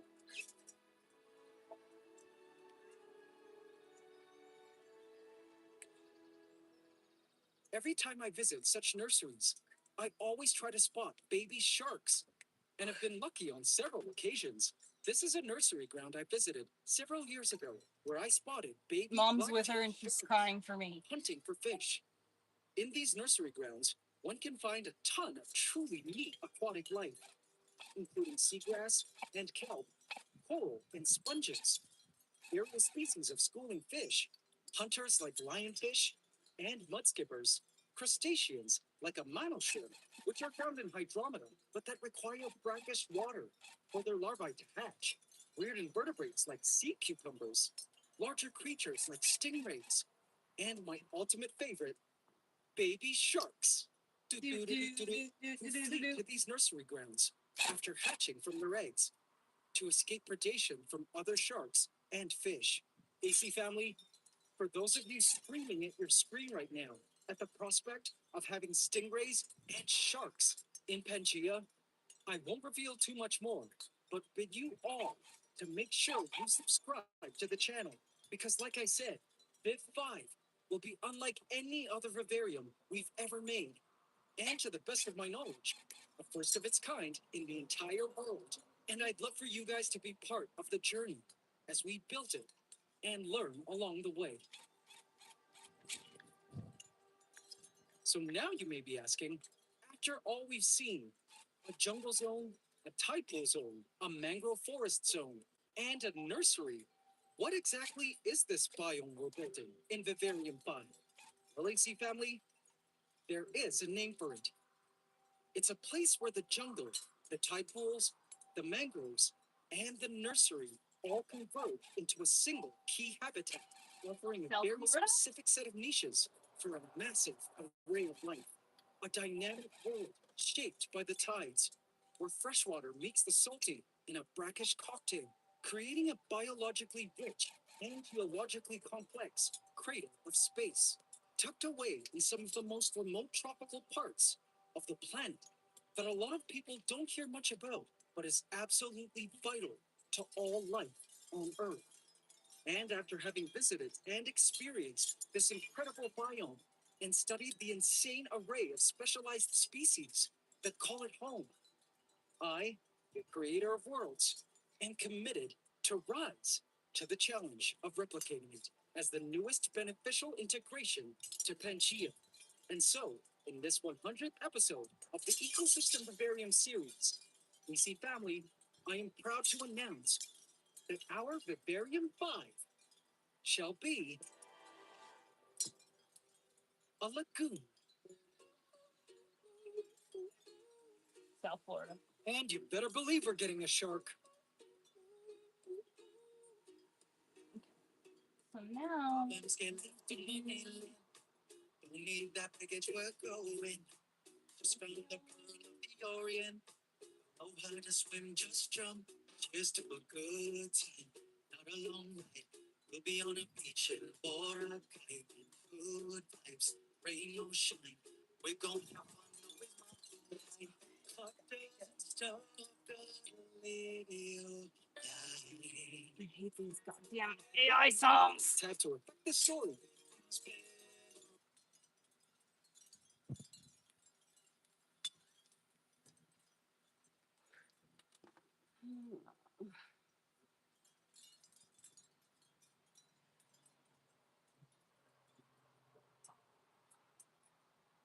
Hello, my beautiful watchers, and welcome Oh to. my god, thanks, Jay. This isn't an episode of Lost in Adaptation. Hi, Dinosaur Hempton. Precursor to an episode, but yeah. Slim Jim, I don't know if you heard me.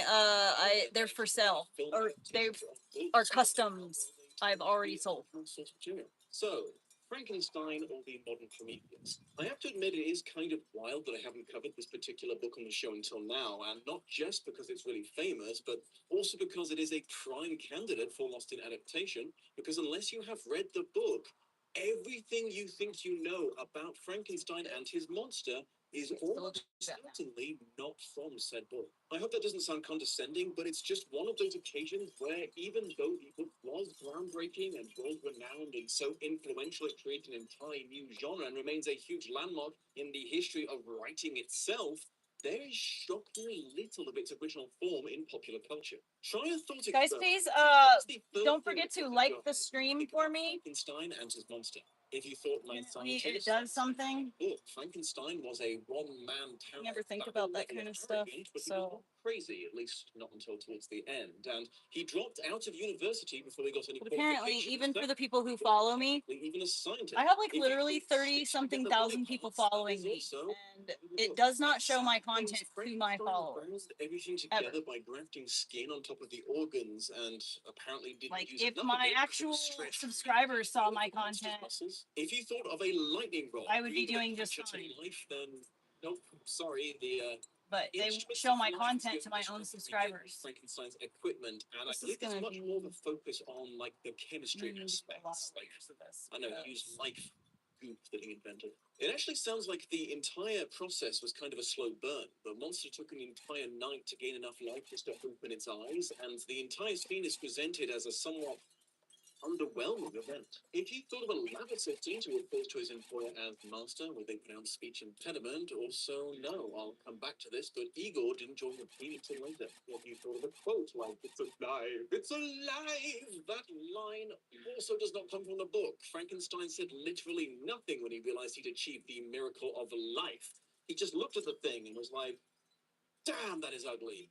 Fuck, with its eyes yellow? Fuck this, I'm going to bed." And if your instinct was simply to hold your hands up in front of you and go, "Ah, ah," that is also not in the book. There is one single mention of the monster trying to hold words and failing, but right after he was created. For most of the book, he speaks in complete and quite often long-winded sentences.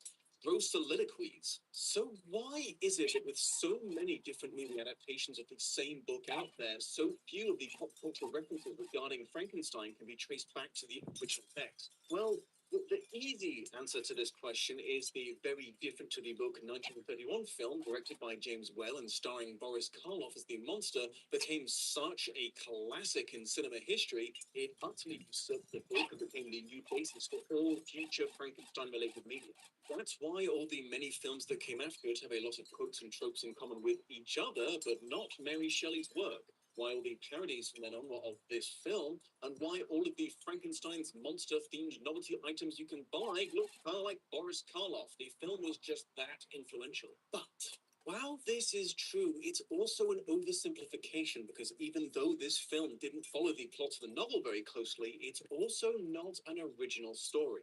It's based on a play from 1927 called Frankenstein, An Adventure in the Macabre, written by Peggy Webling. To explain that, I'm going to have to go almost all the way back to the beginning, because another key thing to understanding why the modern Frankenstein mythology is so removed from the book is knowing that before Whale exposed a single frame of black and white film to light to make the first silver screen adaptation of Frankenstein, the story had already been adapting and evolving on stage through dozens and dozens dozens of wildly different incarnations for over a century. Frankenstein has always been huge in the theatre circuit. The first play sprang up a mere 5 years after the book's release, titled Presumption, Fate of Frankenstein.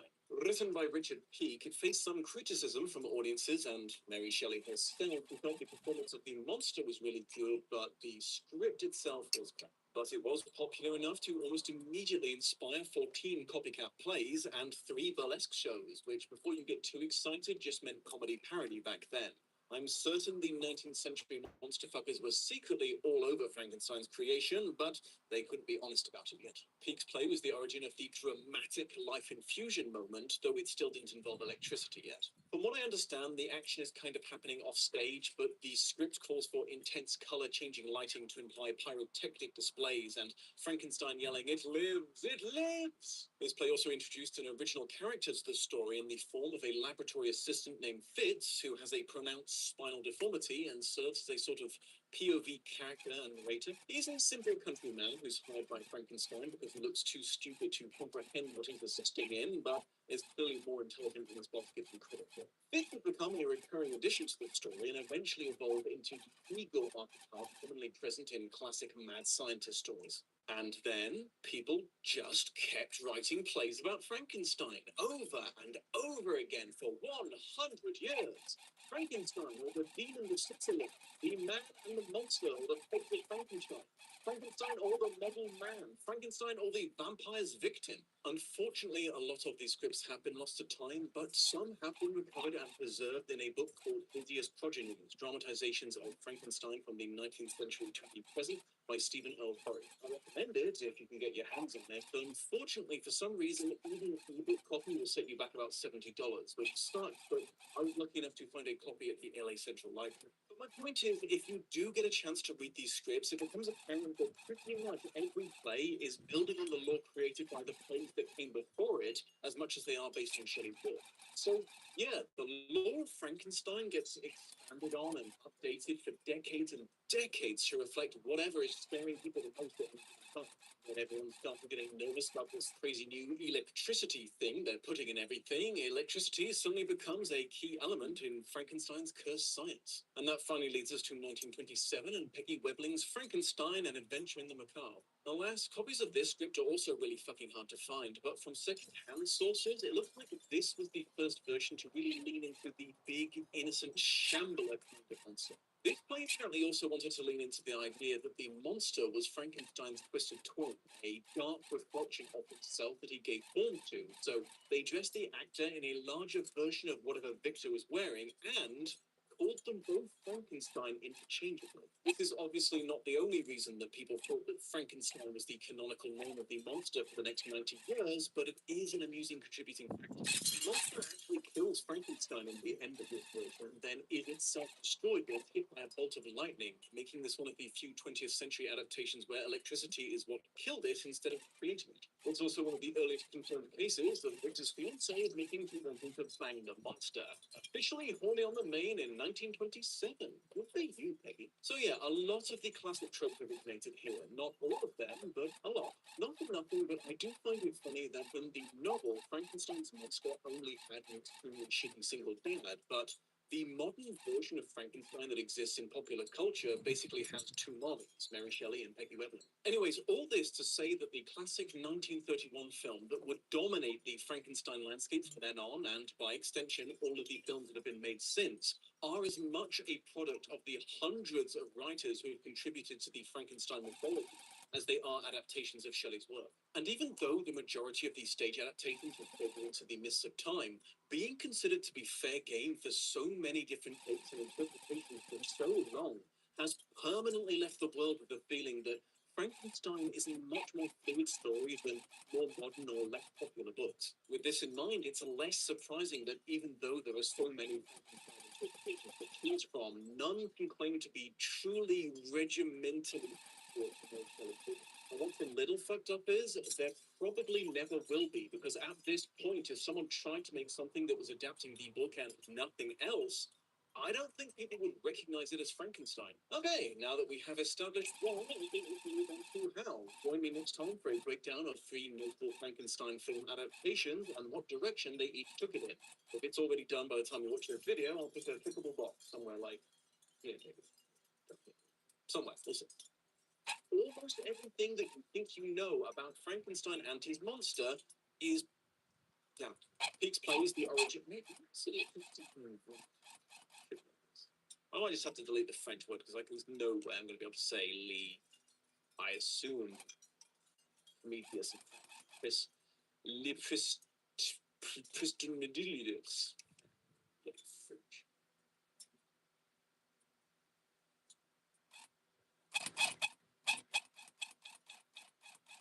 I recently decided to revisit Middle Earth, all of it. I wanted to go back to that golden era, to re-experience Peter Jackson's trilogy, the unparalleled craftsmanship, the artistic integrity, the sheer unadulterated love for the source material. It's a miracle of filmmaking that honestly feels like it was forged in another age. This time when rewatching Lord of the Rings, I didn't stop at Return of the King. I kept going through the 9-hour slog of The Hobbit's CGI bloat and narrative desperation, and into the billion-dollar algorithm-driven world of The Rings of Power. And somewhere in that journey from masterpiece to product, something hit me. Every adaptation of The Lord of the Rings reveals less about Tolkien, but more about us. It's a living myth, a legend that gets filtered through the anxieties, the ambitions, and the commercial pressures of every new generation that dares to retell it. It has been stretched, it's been commodified, and reimagined for an age of streaming content, and each new version holds up a mirror not only to Hollywood, but to ourselves as modern viewers as well. So, in this video, we're going to trace that journey. We're going to treat this franchise not as a sacred text, but as a cultural Rorschach test. Right, We'll start Golden? with Jackson's perfect trilogy to understand why it's a miracle, then look at the hollow echo of that success in The Hobbit, and finally, return to Middle Earth with the Rings of Power and its vision of myth as content. So let's see. I mean, each my adaptation tattoos aren't tells like us about very, the like, it's ever-changing not like landscape something I'm of super blockbuster like filmmaking. interested in talking about or anything. It's not like Now, to understand the miracle of Peter Jackson's trilogy, you first have to understand what he was up against for decades. The Lord of the Rings was considered the unfilmable book, and for good reason. What Tolkien created was an act of what he called subcreation. He wasn't a fan of escapism. He was attempting to forge an entire mythology for England, a country whose own myths had been bulldozed by foreign invasions and industrial modernity. He created a work so dense and profound that he himself feared it would be vulgarized and distorted beyond recognition for mass appeal. And for a long time, he was right. The first attempts to bring Middle-earth to the screen were brave, bizarre, and fundamentally broken. The Rankin Bass Hobbit from 77 captured the folksy fairy tale spirit of that book, but it was a children's story. When Ralph Bakshi tried to tackle the main event in 78, he gave us a fever dream of rotoscoped animation that was visually ambitious but narratively incoherent. It just stopped halfway through, leaving audiences stranded. There was even a low-budget Soviet TV adaptation that was lost for decades, only to resurface looking like a high school play filmed in a local forest. These projects were the ghosts of what might have been cautionary tales that proved the book's reputation. It was too big, too deep, too damn literary to ever work on screen. And then in the late 1990s, an unlikely hero entered the picture. Peter Jackson, the guy who made his name with low-budget slapstick horror films. In a Hollywood landscape where fantasy was still considered silly kid stuff, a box office poison best left to Disney, he had a radical, almost heretical idea. He didn't want to adapt The Lord of the Rings as a fantasy, he wanted to adapt it as a history. He cited Braveheart as a touchstone. He wanted that feeling of grit, of mud and steel, of a world that was real and tangible as our own. Not just a story about wizards and elves in spandex. This was about a believable world with believable stakes. Of course, Hollywood wasn't exactly rushing to hand over a nine-figure budget to the guy who made Meet the Feebles. The project first landed at Meet the Miramax. Feebles, that's right. In a move of pure studio forgot that's Peter genius, insisted they cram all 3 books into one 2-hour movie. I don't know if you've ever seen that. Don't recommend it if you are not really pressed and have a really dirty dark All of it condensed into 120 minutes. Jackson fought back, but Weinstein gave him an ultimatum: find another studio in a few weeks, or he'd get Quentin Tarantino to direct his butchered one-film version. In a desperate Hail Mary, Jackson's team created a pitch video and started shopping it around. Every studio said no, until at the last second it landed on the desk of Bob Shea at New Line Cinema. And here, one of the greatest gambles in film history was made. Shea himself looked at the brief and asked, why not make 3 movies? In a move that today's risk-averse Hollywood would call certifiably insane, New Line greenlit a nearly $300 million trilogy to be filmed all at once by a director who had never handled anything remotely close to this scale. It was a revolution, and it only worked because the vision was backed by an unprecedented level of craftsmanship. They built cultures. The pre-production phase alone took 26 months. Jackson brought on legendary Tolkien illustrators Alan Lee and John Howe, the very artists who had defined the look of Middle-earth for a generation of readers. And he made them the visual I'll show architects you of his the world. front. Are you still here, Zealand Golden? became Golden Dog Middle-earth Mom? itself, its mountains, rivers, and plains, giving the film a powerful sense of place that you just can't fake on a soundstage. The sheer scale of the practical work is still staggering. Weta Workshop created over 48,000 pieces of armor, 19,000 costumes, and 1,800 pairs of hobbit feet. Everything in this world was built by hand with a level of detail that will likely never be repeated. And when they did turn to technology, they did it to solve problems, not to cut corners. They pioneered the massive software to create armies of thousands of digital soldiers, each with its own AI, so that battles felt like chaotic, clashing organisms. They used forced perspective, an old-school magic trick to create the height difference between hobbits and humans, a technique that will never ever look dated. And of course, there was Gollum. Andy Serkis's performance, combined with a revolution in motion capture technology, created a digital character with a tragic, terrifying, and utterly believable soul. The perfect storm of practical artistry and digital innovation was held together by the narrative glue of Howard Shore's score. Shore composed over 100 distinct leitmotifs, weaving them together to tell the story through music. He even used Tolkien's invented languages in the choral pieces, giving each culture the ethereal grace of the elves, the guttural power of the dwarves, the corrupted fury of Mordor, its own unique sonic identity. But here's where the real genius comes in. Jackson knew that a direct page-by-page adaptation would be a disaster. A book is not a film, so he made intelligent surgical changes designed to translate Tolkien's spirit. They gave Aragorn a layer of self-doubt and reluctance to claim his throne, which wasn't as pronounced in the books, but it made him a far more compelling and relatable hero for a modern audience wrestling with ideas of destiny and duty. And their depiction of Sauron as a giant burning eye might have been a literal interpretation of a metaphor, but goddamn if it isn't an unforgettable and effective cinematic image for a formless, ever-present evil. These weren't acts of betrayal, but acts of translation. Jackson and his team understood that to make Middle-earth feel real, they had to make its characters feel human. They had to honor the moral architecture of Tolkien's world while building a cinematic structure that could support it. What emerged from this unprecedented gamble was truly a modern myth. Tolkien had buried a legend deep in the pages of his books. Jackson's team were the archaeologists who unearthed it, and with a perfect blend of old world craftsmanship and new world technology, they didn't just put the bones in a museum, they resurrected the dragon.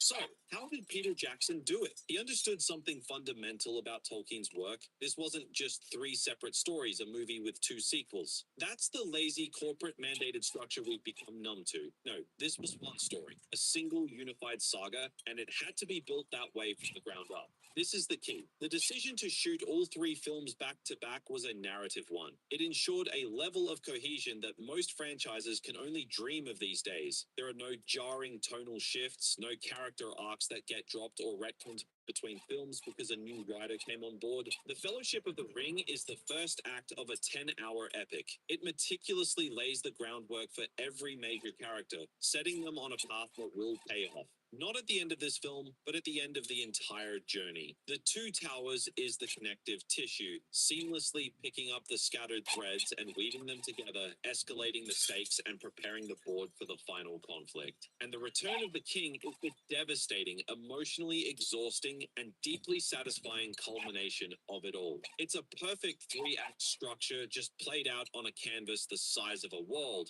And let's just take a second to appreciate the Two Towers for what it is, probably arguably the greatest middle chapter ever made. Middle films are notoriously difficult, they have no real beginning and no real end, but Jackson turns this potential weakness into a strength. The film perfectly balances the burden of continuing established plot lines with the excitement of introducing new ones, the entire culture of Rohan, the majesty of the Ents. It deepens the world and raises the stakes in equal measure, a feat of narrative engineering that most modern trilogies, which often treat their middle entry as forgettable filler, could learn a thing or two from. Jackson masterfully juggles a dizzying number of storylines without ever losing focus. We cut between Frodo and Sam's agonizing trek through Mordor, Aragorn, Legolas, and Gimli's desperate battles across Rohan, and Merry and Pippin's entanglement with the Ents. But it never feels disjointed. Why? Because the film constantly reminds us that every single one of these threads is tied to the same anchor,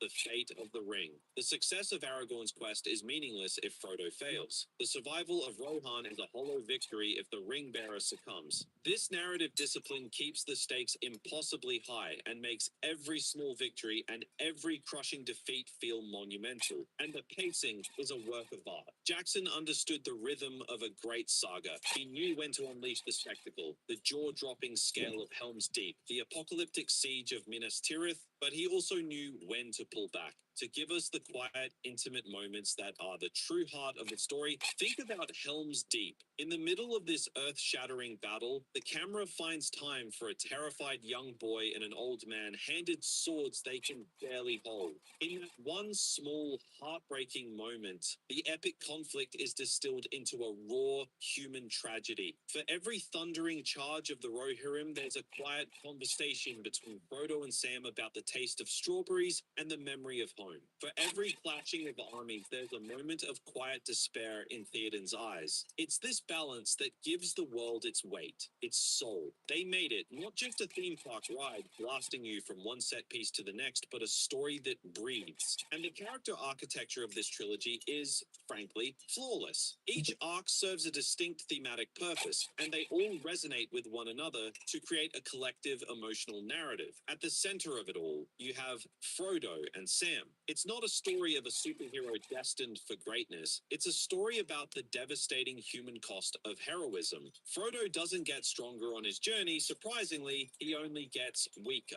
The ring poisons him, body and soul. You see it in the growing sores around his neck, the paranoia in his eyes, the way his spirit is slowly being hollowed out. It's a brutal, unflinching look at how a great burden can break even the purest of hearts. And holding him together piece by agonizing piece is Samwise Gamgee. Sam is the heart of the entire trilogy. He's just a gardener who heard about warriors and kings only in stories. He represents the simple, unshakable goodness that the story is all about. He's the embodiment of Tolkien's own experience in the trenches of World War I. The ordinary English soldier, steadfast and loyal in the face of unimaginable horror. When Frodo collapses on the slopes of Mount Doom, unable to go on, the climax of this entire epic saga isn't a sword fight. It's a gardener lifting his friend onto his shoulders and saying, "I can't carry it for you, but I can carry you." In that one moment, the film declares that true heroism isn't about love, loyalty, and a faith that endures when all hope is lost. Then you have Aragorn. In the book, he's already a king in waiting, confident and assured. Jackson's masterstroke was to make him a reluctant hero, a man haunted by the failure of his ancestor Isildur. He's afraid of the power that is his birthright, afraid that he too will succumb Let's to look the at the ring's front. temptation. Oh, God, His journey Heather. from a brooding Sorry, ranger in the Mama. corner of a pub to the king who leads the armies of men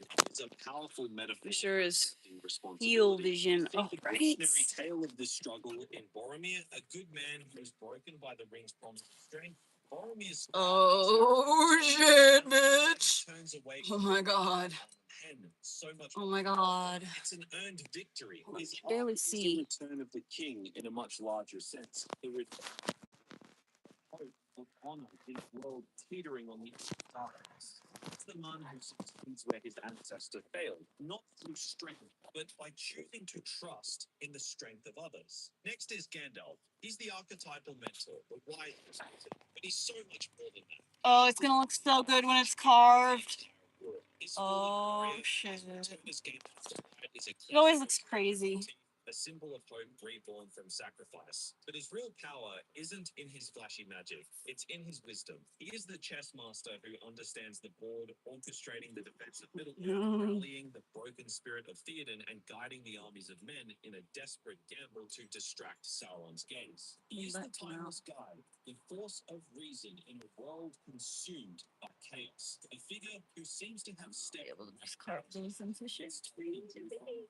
and you can't forget that one thing. Hold what on. can you even say? Andy Serkis's These flowers, I hate didn't those just pioneer technology, he was one of the most complex, tragic, and unforgettable characters in cinema history. The scenes where Smeagol and Gollum argue with each other are a masterclass. I changed my account name, so A living, breathing study of addiction, of a soul torn in two by its own corruption. He is the tragic, withered heart of the entire story, a constant, terrifying reminder of what the ring can do and what Frodo could become. Jackson's direction allows all of these monumental arcs to coexist without ever overshadowing one another. He gives each character their moment, their struggle, their triumph. The result is a story that feels like it's being told not just about one hero, but about an entire world fighting for its soul. All of this is held together by an incredible level of storytelling discipline. There's a consistent tone and visual language that runs through all three films. This world feels grand, but it also feels grounded. It's a world of magic and monsters, but also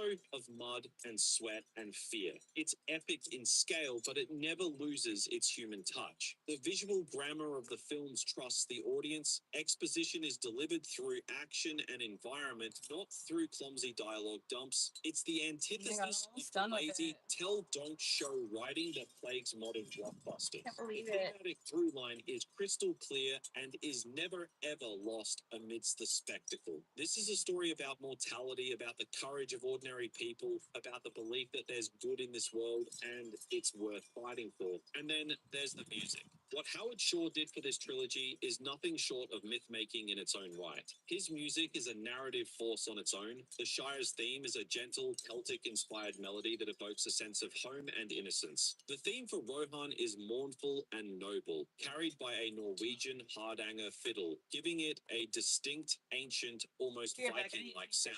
We hear it first as a lament for a dying kingdom, but it swells into a thundering, triumphant charge at the Pelennor Fields. The music of Mordor is dissonant and industrial, full of crashing metal and guttural chanting in black speech. The score tells you everything you need to know about a culture before a single word of dialogue is spoken. It is the emotional and narrative glue that binds this entire 10-hour epic together, and it's a monumental artistic achievement that has never been surpassed. So why does this trilogy endure? Why, over 20 years later, does it still feel like the pinnacle of blockbuster filmmaking? A feat that Hollywood has been desperately and unsuccessfully trying to replicate ever since? It's not just because it's a faithful adaptation, though, it is one of the most faithful ever made. It's because Jackson and his team did something far more difficult. They translated Tolkien's moral architecture into the language of cinema. They understood that the power of this story wasn't in the magic rings or the big battles. It was in the quiet moments of courage, the bonds of fellowship, and the unwavering hope in the face of absolute despair. The result isn't fan service, it's mythic storytelling, pure and simple. It's a timeless structure told with modern craftsmanship, a perfect marriage of art and spectacle. It's the kind of filmmaking that enriches you with story and changes you through the whole journey. It reminds you of the part of yourself that still believes in heroes, in sacrifice, and in the idea that even the smallest person can change the course of the future. It was, and still is, a golden era. And as we were about to find out, it was one that could never be repeated.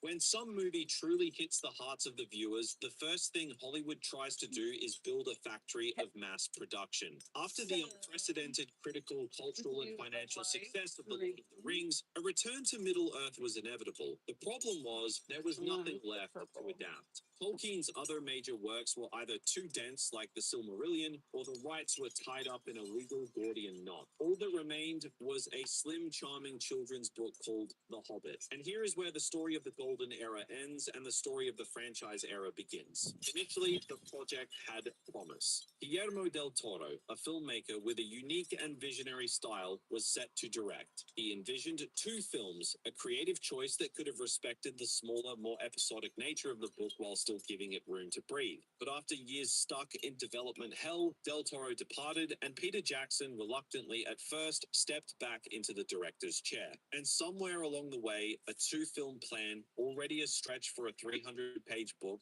became a 3-film epic. It was a business decision, plain and simple, and it was a decision that fundamentally broke the story before a single frame was shot. The Lord of the Rings was a sprawling 1,200-page epic with a structure perfectly suited for a trilogy. The Hobbit is a whimsical adventure, a fairy tale. To stretch it into a 9-hour blockbuster, filmmakers had to inject it with artificial stakes, bloated subplots, and a relentless, exhausting sense of spectacle. Yes, they do sell blacklight yarn.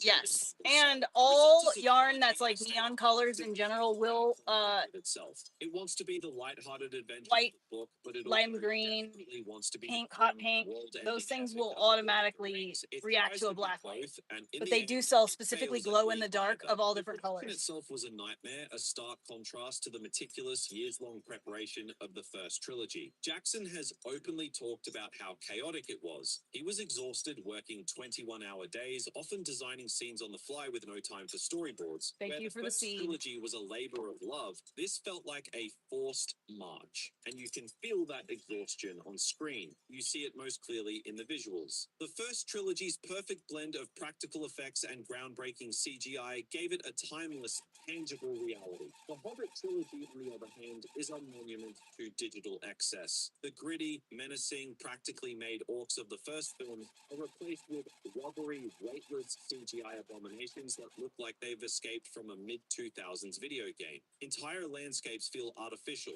slathered in a digital sheen that keeps you at a distance. Even Sir Ian McKellen spoke about his misery on set, acting against 13 photos of dwarves on light stands in a sea of green screen, instead of standing on an actual mountaintop. The magic was gone, replaced by a sterile, isolating technology. The storytelling suffers the same fate. To fill 9 hours of screen time, the narrative is padded with inventive nonsense that serves no purpose other than to artificially connect it to the more successful trilogy. We get a completely fabricated love triangle between the dwarf Keely and a newly invented elf, Toriel, a plot point so agonizingly cliche and emotionally weightless that it grinds the film to a halt every time it appears. Legolas is shoehorned in despite having no place in the book, purely for fan service. He's no longer the stoic, almost ethereal warrior from the first film.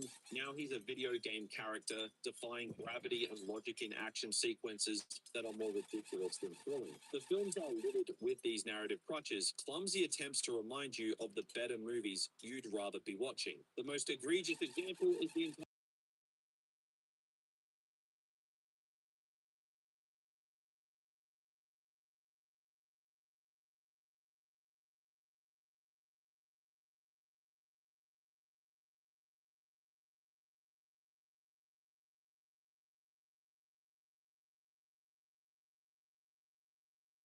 trailer for The Lord of the Rings clumsily inserted into the middle of another movie. Because of all this bloat, the actual protagonist of the story, Bilbo Baggins, often feels like a guest in his own movie. The narrative is so preoccupied with Thorin Oakenshield's brooding drama, and the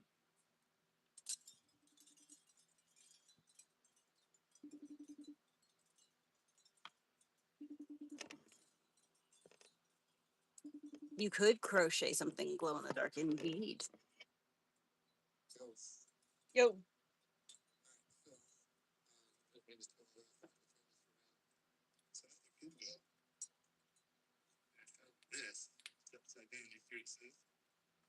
Yeah. How big is it?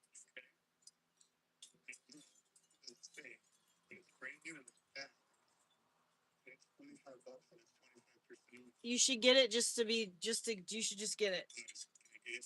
Yeah, I know. That's what my bus. Yes. Yes. Yes.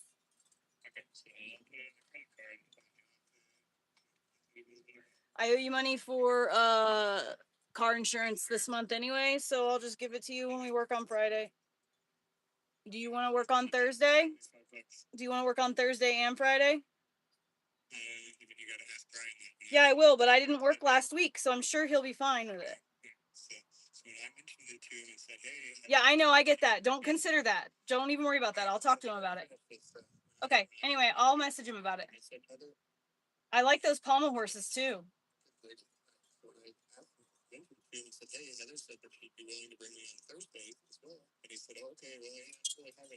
Right, but I took off last week.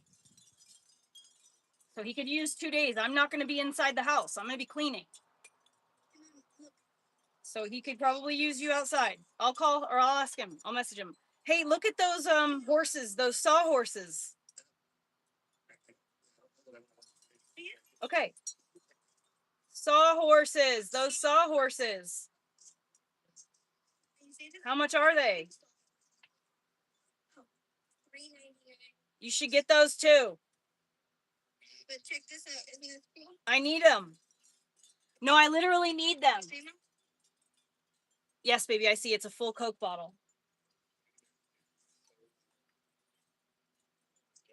My my fan is blowing and stuff. I love you. Get me those sawhorses too. Okay, I want both of those sawhorses and the RV cover. Yeah, they're broken. Aw, you're just saying that because you don't want to deal with it. No, it's okay. I believe you. I love you. I thought that's how they're supposed to do. Oh, okay. I love you. Bye. Thank you. Oh, that was nice. My ex-husband called me to ask me if I wanted this RV cover. I look good from this angle. Look at that. I look like I'm in shape in this angle. Dang, I should have you guys at this angle, huh? Sheesh.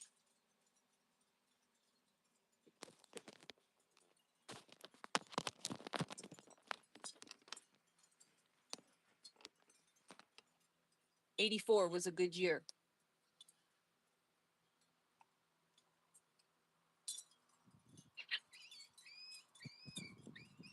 What happened? Hey, no fighting. Dadle?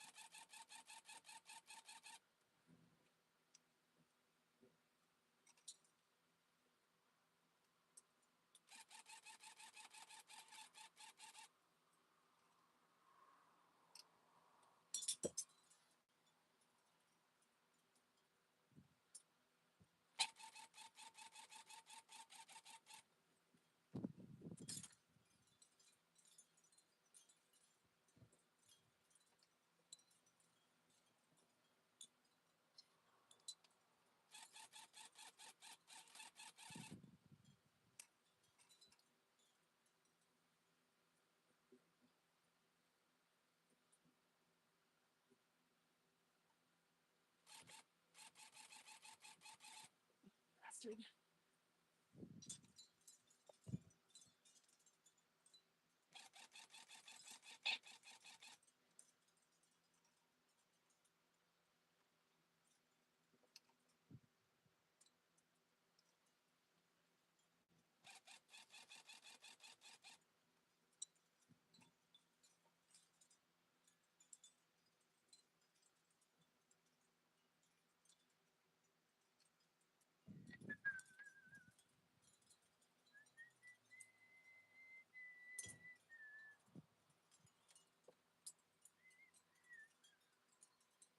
I guess I could just carve that part in.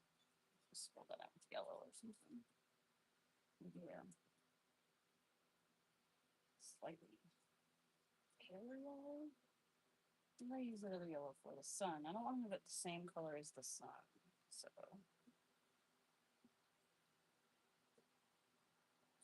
sounds like all the demons are sleeping. Thank you, Jesus. I literally was clean. It's trash tomorrow. Trash day tomorrow. So I'm like cleaning my trash up, you know, getting my trash bag ready to go outside, doing whatever. I grab the trash bag, I set it on the floor, and I like start to grab other things. I got sidetracked for 5 minutes, and I saw my dog standing there, and I was like, oh, he's just waiting to go outside. What a good boy. And then I realized he was so quiet. After about 5 minutes, I realized, man, he's so quiet. And I looked over there, and he was fucking in the garbage. He got garbage everywhere. And I'm sure you're surprised, but he's been down in the dumps all day long because he got a fucking stomach ache. Surprise! Eating garbage isn't good for you. What a shocker. What a shocker. Oh shit, I need to fill in that with light green. And I need to do the light green of the leaves.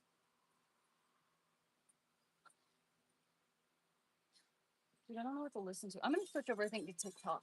Even though I'm only gonna have like 1 or 2 people in my chat. Because I can listen to copywritten things over there.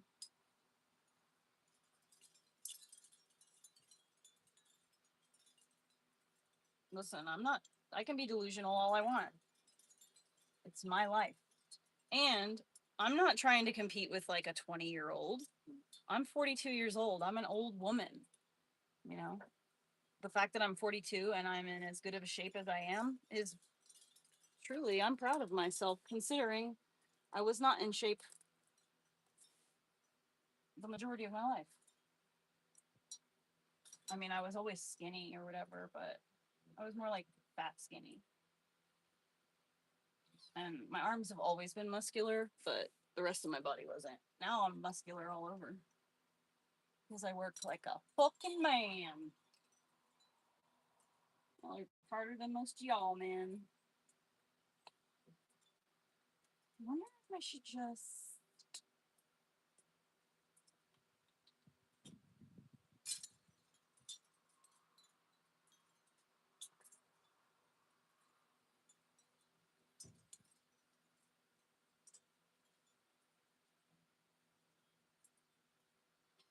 Hmm.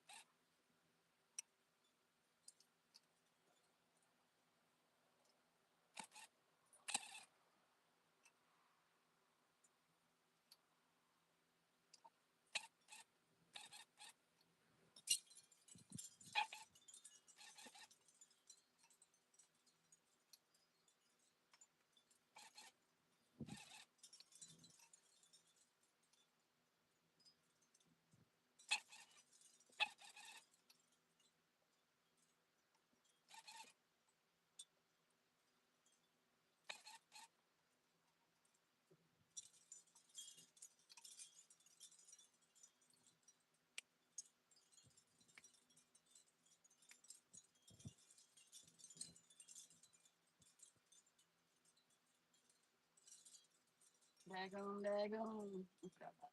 There. Into the back.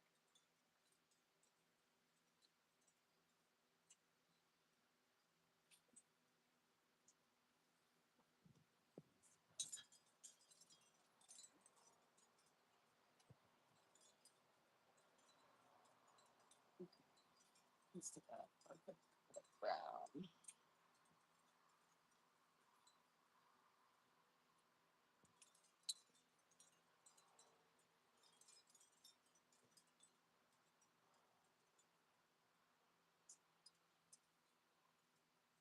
Isn't it coming out really good? I'm like shocked. I was nervous about it. Everything I'm always nervous about usually comes out pretty good. That's how it works for my. I spend the whole time going like, oh, and then it's like, oh, what was I stressing about all that time? Fucking knocked it out of the park. Accidentally, on purpose.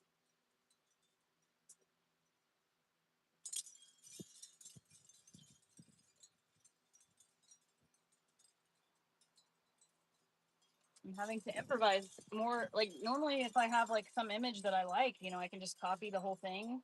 But like with this particular one, I can't do that because I don't have all the colors that I needed.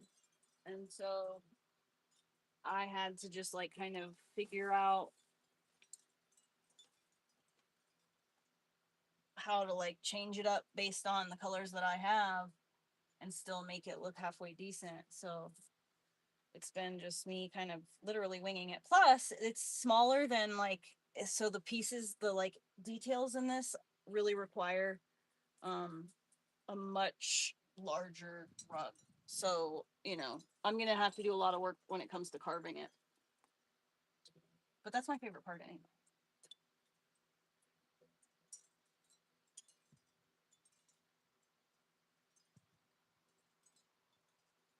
I'm grateful that like a lot can be edited in post.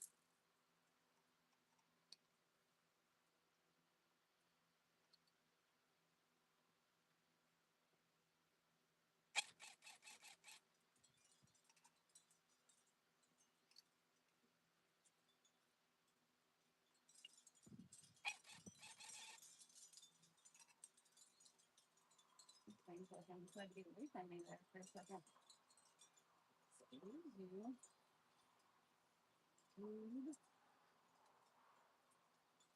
try that again.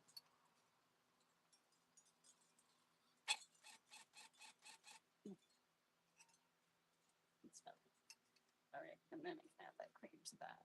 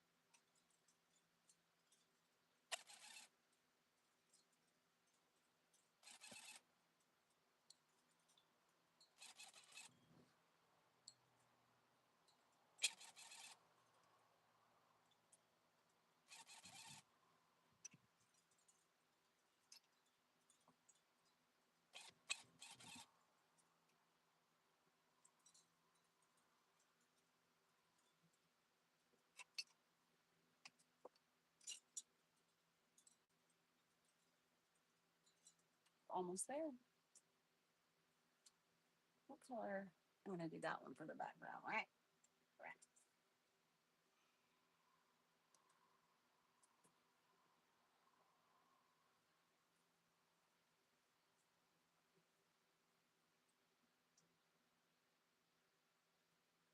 Go get another light brown out of the storage container there.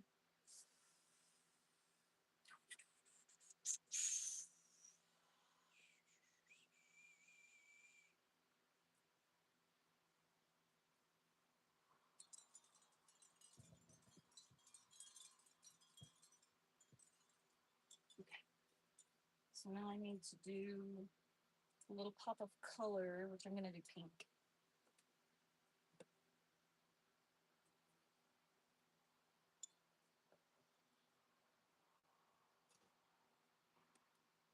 And then we're gonna do the light green of the leaves. I think we're just gonna do those in sage green.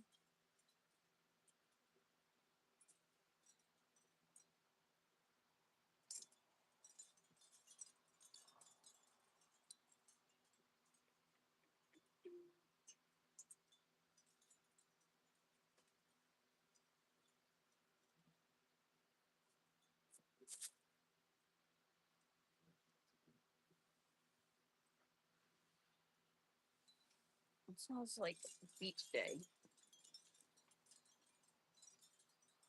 My deodorant smells like coconut and vanilla or something. So there's that like tanning oil scent in the air.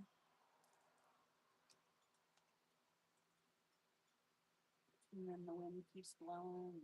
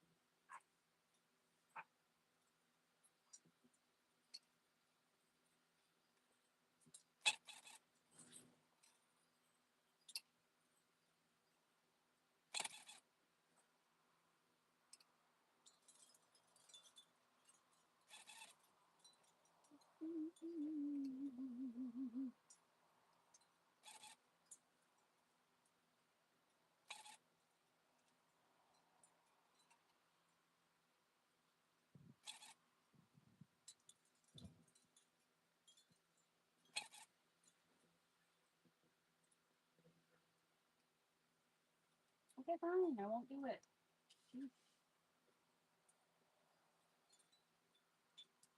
Could have get one spot.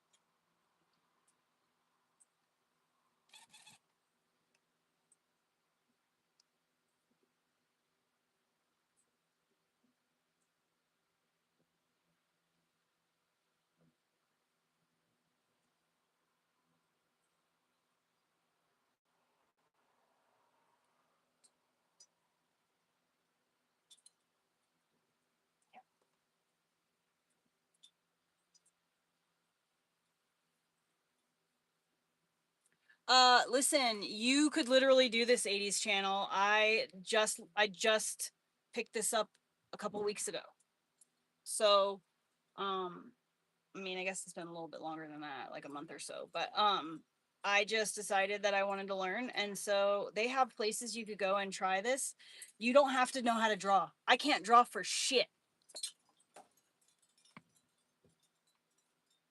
I traced this with my projector onto the canvas. So when I say anyone can do this, I mean it. If you can trace with a fucking marker, then you can do this. Literally, because that's all you're doing is tracing it over and over again. I'm tracing it with the yarn, I'm tracing it with the marker. It's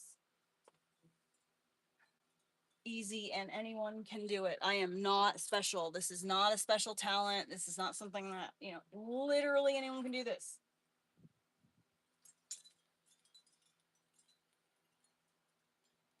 I personally, for one, believe in you, and I want you to tell me if you do start to do it, because I want to follow the journey. Okay, let's color in those leaves. And if you are into like Pokemon cards, you could make Pokemon card, you know, rugs. If you're into like things that are culturally relevant, then you're probably going to sell a lot of rugs. I'm not into things that are culturally relevant, so I'm not going to be as popular as a lot of these other tufters. Just that's the way it's going to be, because I'm not going to just be, you know, making like rappers faces and stuff like that. People, there's a lot more rap culture people out there today, you know, that are into anime and rap. Oh my god. So if you're into that kind of stuff, and you will do very well. And very well.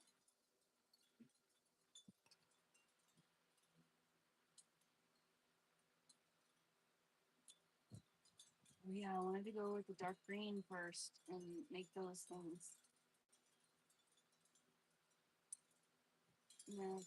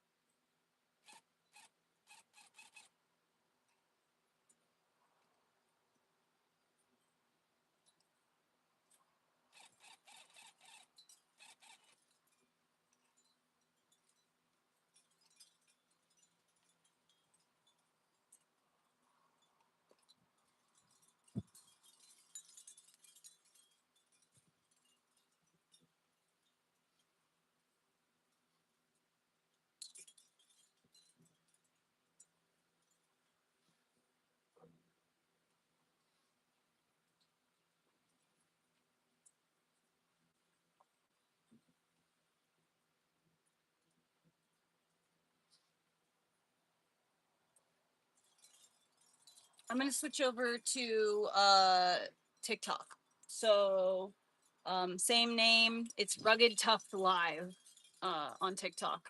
So if you find Rugged Tuft Live, that's where I'll be. I'm gonna swap over so I can listen to music and stuff. I can't do this no copyright stuff. I love you. See you in a bit. Come on over and hang.